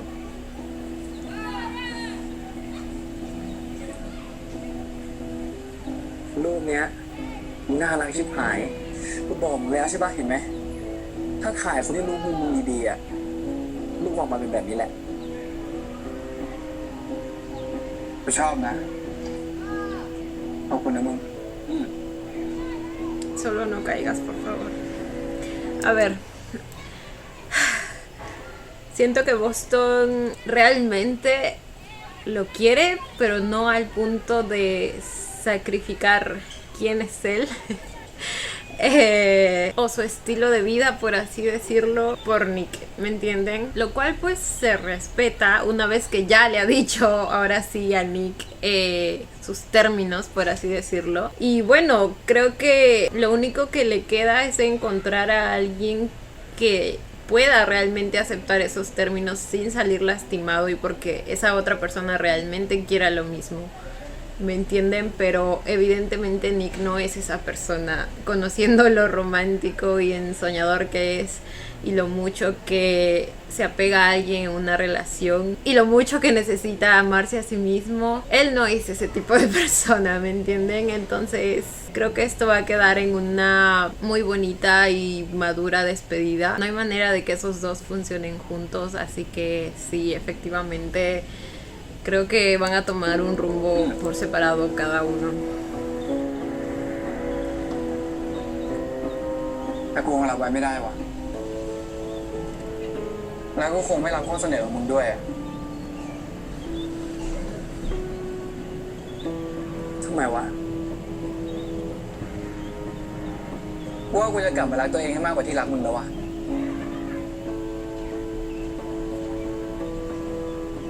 มึงกูขอโทษ กูจะไม่ได้จูบใครอีกแล้วเว้ยมันจะมีแค่มึงคนเดียว ขอโทษจริง ไม่ต้องหรอกมึง กูไม่ได้อะไรแล้วอะแล้วมึงไม่ต้องโทษตัวเองแล้วนะ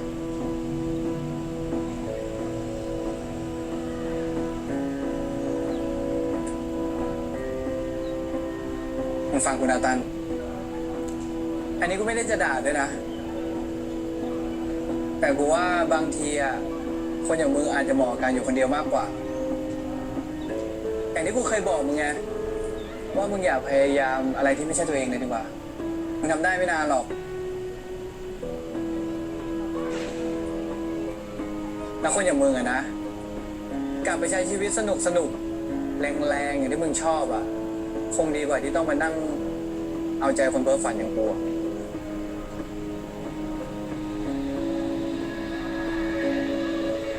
แฮปปี้นิวเยียร์นะมึง กูดีใจนะที่ปีนี้กูได้รู้จักมึงอะแล้วก็ขอให้มึงโชคดีกับชีวิตที่มึงเลือกที่นิวยอร์กแล้วกันนะ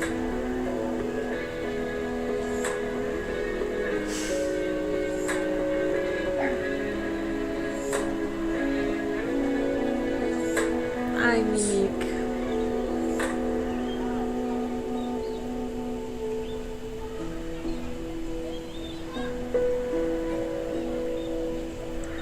Me complace mucho este final para la pareja, de verdad. Yo sé que muchos los querían juntos, pero como les digo, habían ciertas cosas que me decían que Boston no había cambiado del todo y afortunadamente Nick pues ya se dio cuenta de eso, ya se dio cuenta que Boston no va a cambiar. A la segunda vez que alguien te hace eso, cuando esa persona ha desaprovechado una segunda oportunidad que le has dado con tanto esfuerzo, creo que ahí es momento en el que ya pues tienes que decir hasta aquí llego. Y bueno, me alegra que Nick lo haya hecho, de verdad, me enorgullece mucho. Ay, ¿cómo diablos ก็ pasa จะห el นังสือทำไม incendio ตอนนี้ aquí? เนี่ยทำไมไม่ไปอาบน้ำอีกก็เราอยากรีบจัดให้มันเสร็จอะทำให้มันเรียบร้อย ตื่นมาปีใหม่จะได้เห็นห้องใหม่ จะได้เริ่มต้นชีวิตใหม่ไงพี่ดีหรอไม่ว่าจะเริ่มใหม่อะไรนะ แต่ว่าแฟนเนี่ยยังคนเดิมนะ Ay, está solo con una toalla. Recién me di cuenta. มิว ¡Ay! Le agarró aquí. La manito. Miren, miren, miren. ¡Ah! ขอบคุณนะ ที่ทำให้เราอยากเป็นคนที่ดีขึ้นนะเราก็ขอบคุณท็อปเหมือนกันนะ ที่ทำให้เราได้เห็นตัวเองมุมนึงอะทำให้รู้ว่า เวลาเรารักใครสักคนของเราเนี่ย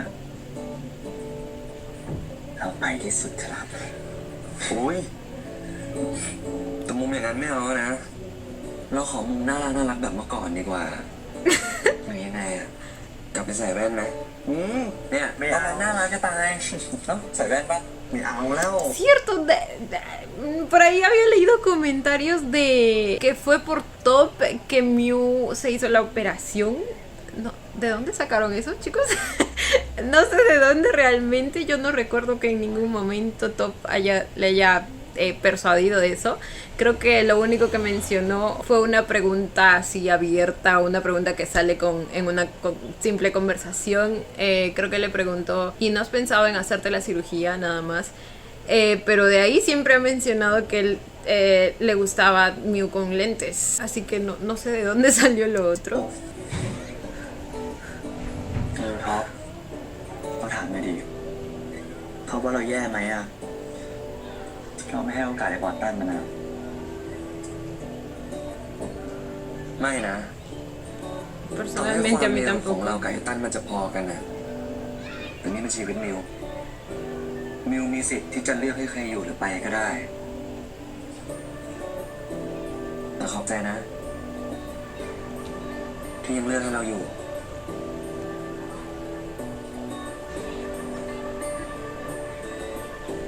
Además que creo sinceramente que él se lo merece más. Él realmente luchó por esa oportunidad.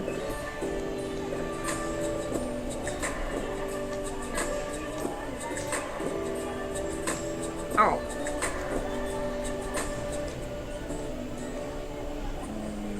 Mi corazoncito Forcebook está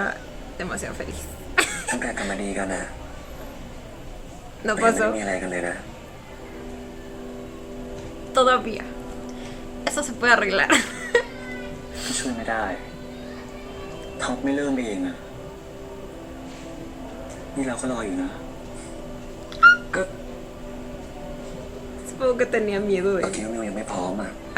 apresurar ไม่ las พร้อมเลยเรา cosas. พร้อมตั้งแต่บ้านแม่แล้ว แต่ก็แค่ไม่อยากเริ่มอะกลัวทำไปแล้วมีคนแถวนี้ร้องไห้ไปด้วยอะโหนี่แซวเหรอเปล่า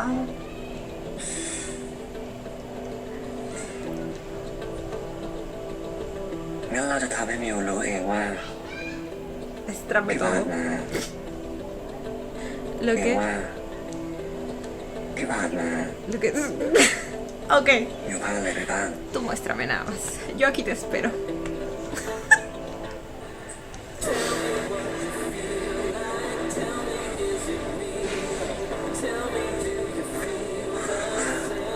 Hoy en la biblioteca, chicos.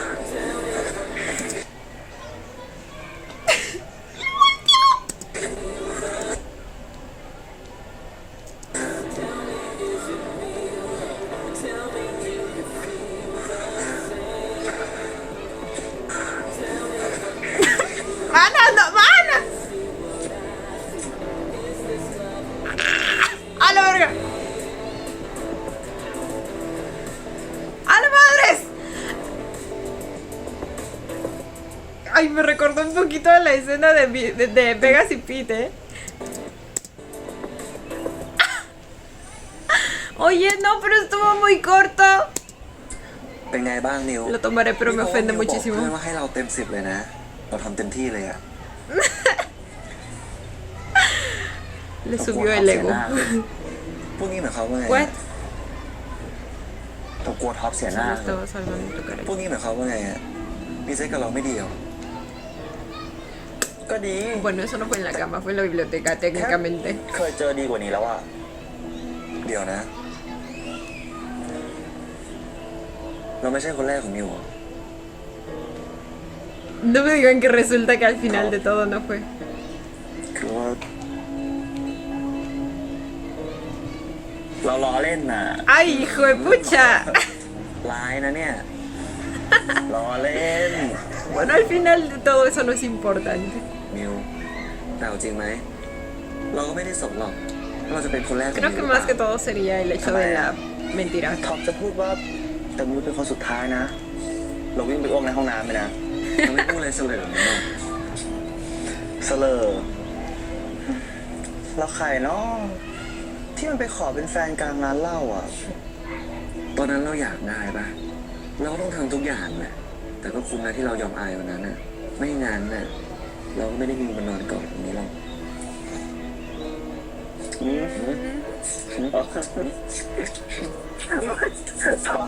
Esperen, ¿es en esta última parte que pasa lo del incendio? Ay, เกิดอะไรขึ้นอะน้องฮัลโหลเกิดอะไรขึ้นนะครับ โอเคเดี๋ยวผมรีบลงไปมิวไฟไหม้รีบไปเร็วไปเร็วมิวระวัง ay, salían con su bolsita. ¿Cómo así? มิวไม่เป็นไรใช่ไหมอะ ไม่เป็นไร Uy, ไม่ต้องห่วง yo aún así lo espero. Por un momento me imaginé un escenario, sabía que no iba a pasar, pero me imaginé el escenario en el que se dejara guiar por sus traumas y lo dejara ahí. ¿Se imaginan? Se bajaba corriendo ไม่เป็นไร solito. ไม่ต้องห่วง Pero pues no, ถ้างั้นมิวไปนั่งทางนู้นก่อน obviamente no iba a hacer eso. มิวนั่งนี้ก่อนนะเดี๋ยวเราไปคุยกับพนักงานก่อน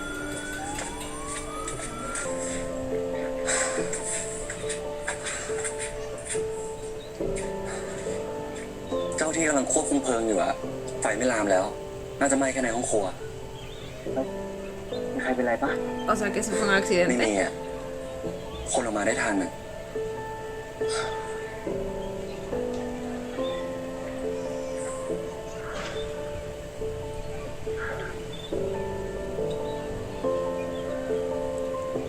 Oh. ท็อปท็อปโอเคไหม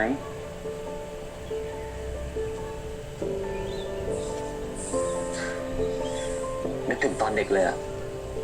แต่โอเค ต้องขอบคุณมิวนะ ถ้าไม่มีมิวนิดเราสติแตกแน่เลยอะ Y sí, actuó con bastante ไม่เลย calma. เราไม่ได้ช่วยอะไรท็อปเลย ท็อปนั่นแหละ ที่มีความเป็นผู้นำควบคุมไปทุกอย่าง เก่งมากอะนะ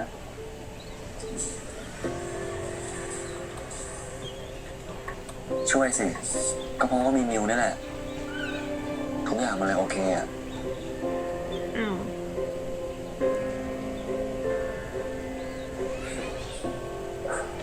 Ok,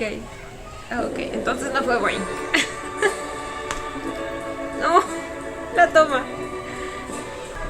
El carrazzo. ฮะ กูว่ามึงกลับไปทำเหล้าขายดีกว่าปะ ทำไมวะ ไม่รู้ดิ กูว่ามันน่าจะเป็นธุรกิจที่สร้างตัวมึงได้อะกูไม่อยากให้มึงมาเลิกขายเพราะว่ากูด่าหรือว่ากูประชดอะไรเงี้ย ไม่ใช่แค่นั้นนี่มึง ถ้ากูจะอยู่กับมึงอ่ะ แล้วกูขายเหล้าไปด้วยอ่ะ มันก็เสี่ยงกับมึงไง ไอ้สัสถ้ามันจะเสี่ยงอ่ะ กูไปที่ไหนมันก็เสี่ยงปะเหล้ามันมีขายทุกที่อะไรมึงจะบังคับให้คนทั้งโลกเลิกขายก็ไม่ได้ปะถูกไหม กูต้องสู้ No มันด้วยตัว encuentro เอง fallas en su lógica. มึงต้องไว้ใจกูนะเว้ย เอางี้ ถ้ากฎหมายสุราเสรีผ่านเมื่อไหร่อ่ะ เดี๋ยวกูเป็นนายทุนให้ สัตว์มึงไม่เคยได้ยินเหรอ คนเป็นแฟนกันอ่ะทำธุรกิจด้วยกันมันเสี่ยงนะเว้ย เสี่ยงตรงไหนอ่ะ ก็กูรวยอยู่แล้วปะกูแค่อยากให้มึงรวยด้วยอ่ะ Eso puede Ya. terminar muy mal. เพราะไฮโซคุณหนูเลยแต่ถือว่ามึงดีลแล้วนะ โอเค Oh, เออ la แต่กูอยากได้ชื่อ canción แบรนด์ใหม่อะ está en su แบรนด์เก่า estilo. มึงชื่อว่าอะไรนะ เออ แต่กูอยากได้ชื่อแบรนด์ใหม่อะแบรนด์เก่ามึงชื่อว่าอะไรนะ จูดอะมึง กูตั้งตาม Marca, ให้จูดของ ah, เดอะเบ marca เทิล de su. ให้จูดของเดอะเบเทิล กูอยากได้ชื่อที่มันง่ายๆ แต่ก็ยังมีความหมายอยู่อะแบบเตแซนไม่ก็แซนเลยไหมกูว่าชื่อเราสองคนอยู่ด้วยกันแล้วมันเพราะดีนะ ¿En serio nombrarían a su Ojalá. empresa con ese nombre? แต่จริงๆกูแอบชอบแซนเลยอะ ฟังแล้วมันคล้ายกับซันเลย์ดิมันให้ฟีลแบบ Ay, ay, sí es cierto. ฟังแล้วมันคล้ายกับซันเลย์ดิมันให้ฟีลแบบแสงแห่งความหวังกับมึง Y yo que pensé que lo decía porque siempre pelean entre First Cow o Cow First. ฟีลแบบแสงแห่งความหวังกับมึง กูต้องยอมดิใช่ก็ดีเหมือนกันนะ จะได้เก็บเงินด้วยกัน แล้วก็ไปเที่ยวเทศกาลดนตรีรอบโลกด้วยกันเรื่องดีว่ะ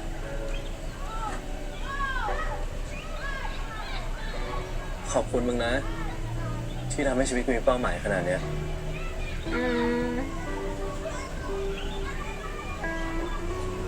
มันก็ทำให้ชีวิตกูสนุก Ahora ขึ้นมาเหมือน también กัน tiene sueños. Sueños en los que está Santa. มันก็ทำให้ชีวิตกูสนุกขึ้นมาเหมือนกัน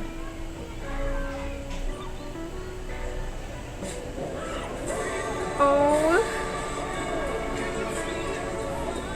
El beso final.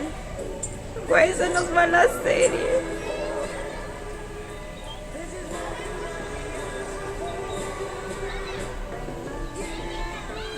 Por fin nadie interrumpe sus besos.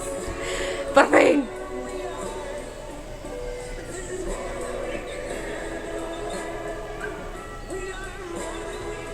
Esperen, ¿qué? What?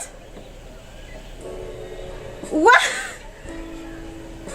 No, no, no, no, falta, falta, chicos, falta. Que no panda el cúnico. กูขอบใจพวกมึงนะเว้ยที่ชวนกูมาเปิดโฮสเทลให้อ่ะเชี่ยดู Ay, ดิ están inaugurando เห็ el นพวก lugar. มึงตั้งแต่เมาเหมือนหมามาตั้งแต่เฟสชี่อ่ะวันนี้พวกมึงต้องมีธุรกิจกันแล้วอ่ะโหกูบอกไว้ก่อนเลยนะเว้ยทำธุรกิจด้วยกันมันไม่ใช่เรื่องง่ายนะเข้าใจเปล่ากูอะเจ็บมาเยอะ ยิ่งเนี่ยพวกมึงเนี่ยเป็นคนใกล้ตัวกันเนี่ยยิ่งต้องใจเย็นเข้าใจป่ะแยกให้ออกเรื่องรักก็เรื่องรัก เรื่องเงินก็เรื่องเงินเข้าใจไหมมิตรภาพดีๆอ่ะมันหายากพอๆกับผัวเลยนะเว้ย แต่กูโชคดีไงมีพวกมึงแม่งเป็นน้องที่ดี แล้วก็มีแฟนที่น่ารักแบบปักเนี่ย โอ้ยเจ๊เกินไปปะเนี่ย ¿Dónde está Boston? เจ๊จะอวยพร Ya se fue de จะอวย viaje. ผัวเอาให้แน่ มึงไม่เชื่อ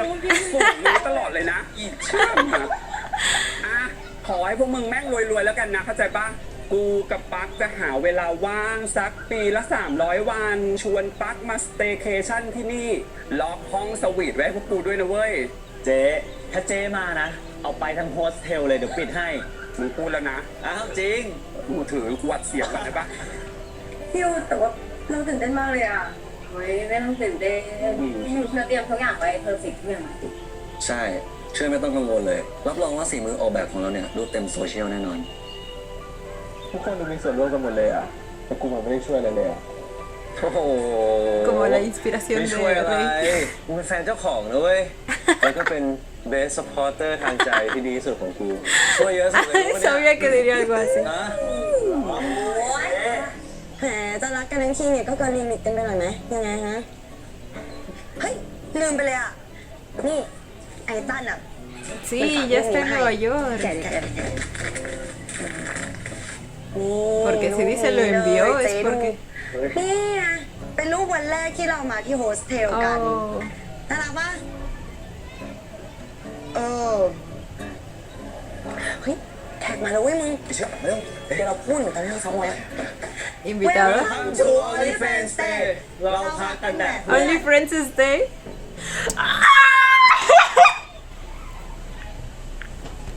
¡Manos! ¡Manos que fue! ¡Manos que fue!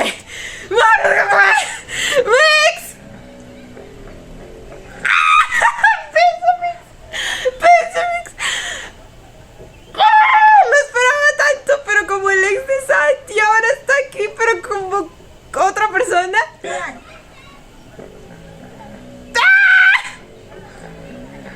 Mi amor hermoso, ผมจองห้องเตียง precioso. เดียวไว้ครับ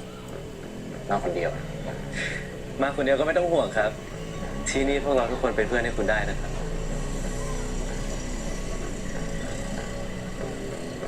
ฉันขอเป็นเพื่อนด้วยคนนะครับ Oh my god, se viene segunda temporada, chicos. ¿Por qué lo está mirando así? ¿Qué le pasa? Excuse me. Chicos, no. Esto es claramente un indicio de una segunda temporada. No me jodan, no me jodan. ¡No! No puede ser, chicos. Ay, de verdad que vería los detrás de ese. Ay, miren justo eso. Justo la entrada del mix.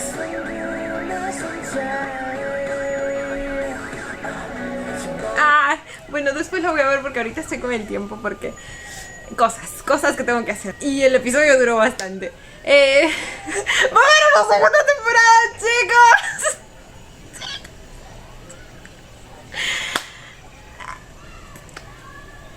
Estoy en shock, les juro que no me lo esperaba. O sea, sé que había una posibilidad y habían rumores y que no me acuerdo en dónde aparecía como que sí iba a haber una segunda temporada, pero no era, no sé, nunca investigué la fuente ni nada. ¡Güey! Esa entrada de Mix y luego esas miraditas con Book. Y es que lo peor de todo es que fue con Book, con quien menos me esperaba. O sea, ustedes saben que yo tenía la idea de que él iba a ser el ex de Sant, entonces cualquier tipo de relación me lo imaginaba con Sant. No, con Book. ¿Cómo así? Ok, vamos a procesar esto. Como les decía, lo lamento de verdad, sé que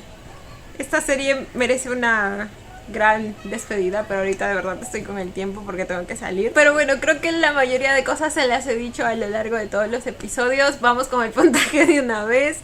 Evidentemente esta serie es un 10 de 10. La montaña rusas que ha sido cada pinche episodio de esta serie, la polémica que ha creado en cada episodio, los bandos que ha creado en cada episodio, las diferentes opiniones que han surgido. Y como les dije una vez, creo que eso es gracias a el realismo de las situaciones y cómo los personajes representan diferentes situaciones que fácilmente encontramos en la vida diaria, ya sea de tus amigos o de ti mismo. Entonces es bastante fácil para uno encontrar a alguien con quien identificarse y pues te permite entenderlo mejor, ¿me entienden? Aprecio eso mucho de la serie. La calidad de actuación que he visto en mis chicos, de verdad estoy muy orgullosa porque siento que han dado todo de sí, han sacado el máximo brillo que podían tener ahí guardado. Especialmente lo digo por Force, Book,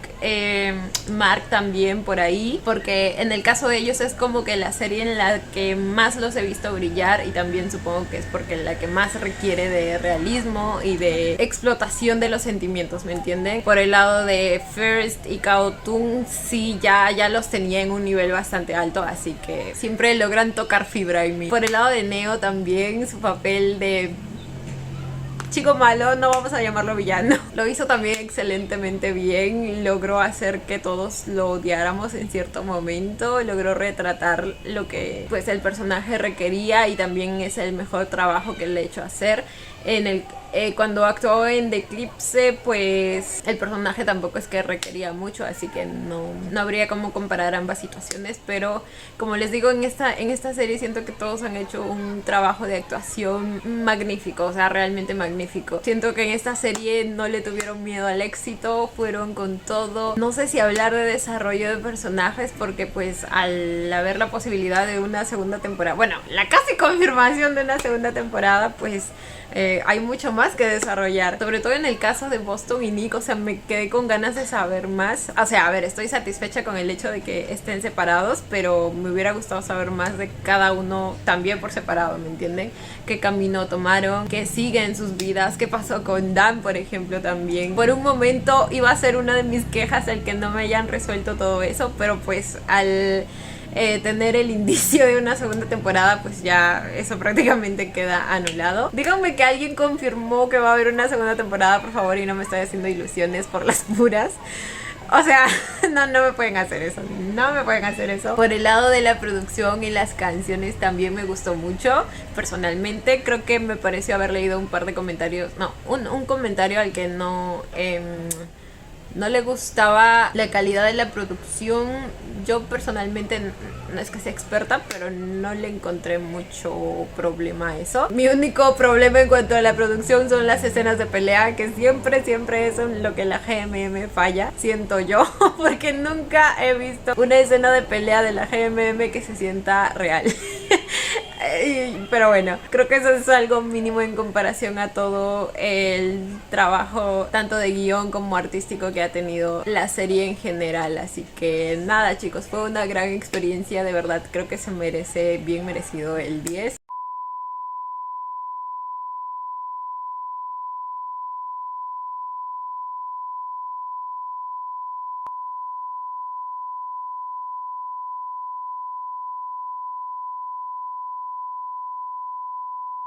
El Lost también me encantó, la elección de canciones, el drama, chicos, que se vivía a cada momento, lo inesperado de las escenas. Pero, o sea, no es que las cosas inesperadas que le añadían les haya faltado coherencia, ¿me entienden? Es como inesperado, pero a la vez coherente con la psicología de cada uno de los personajes. Entonces, siento que fue una obra de arte, chicos, la verdad. Obviamente, como les digo, siento que faltaron desarrollar algunas cositas, pero supongo que van a quedar para la segunda temporada. Así que, nada, estoy muy emocionada, de verdad. Cuéntenme ustedes también qué les pareció este final, qué esperan para la segunda temporada. Y cuéntenme también si alguien lo confirmó al 100%, por favor, estaría realmente agradecida de que me lo digan. Y bueno, chicos, esto ha sido todo por el video de hoy. Espero que les haya gustado. No olviden darle manita arriba y suscribirse si les gustó el video. Si les gustó mucho ya tienen el botón del super gracias activado por si quieren colaborar con el canal. Obviamente solo si así lo desean. Ya los estaré viendo en un próximo video. Bye. Los quiero. No olviden seguirme en Instagram.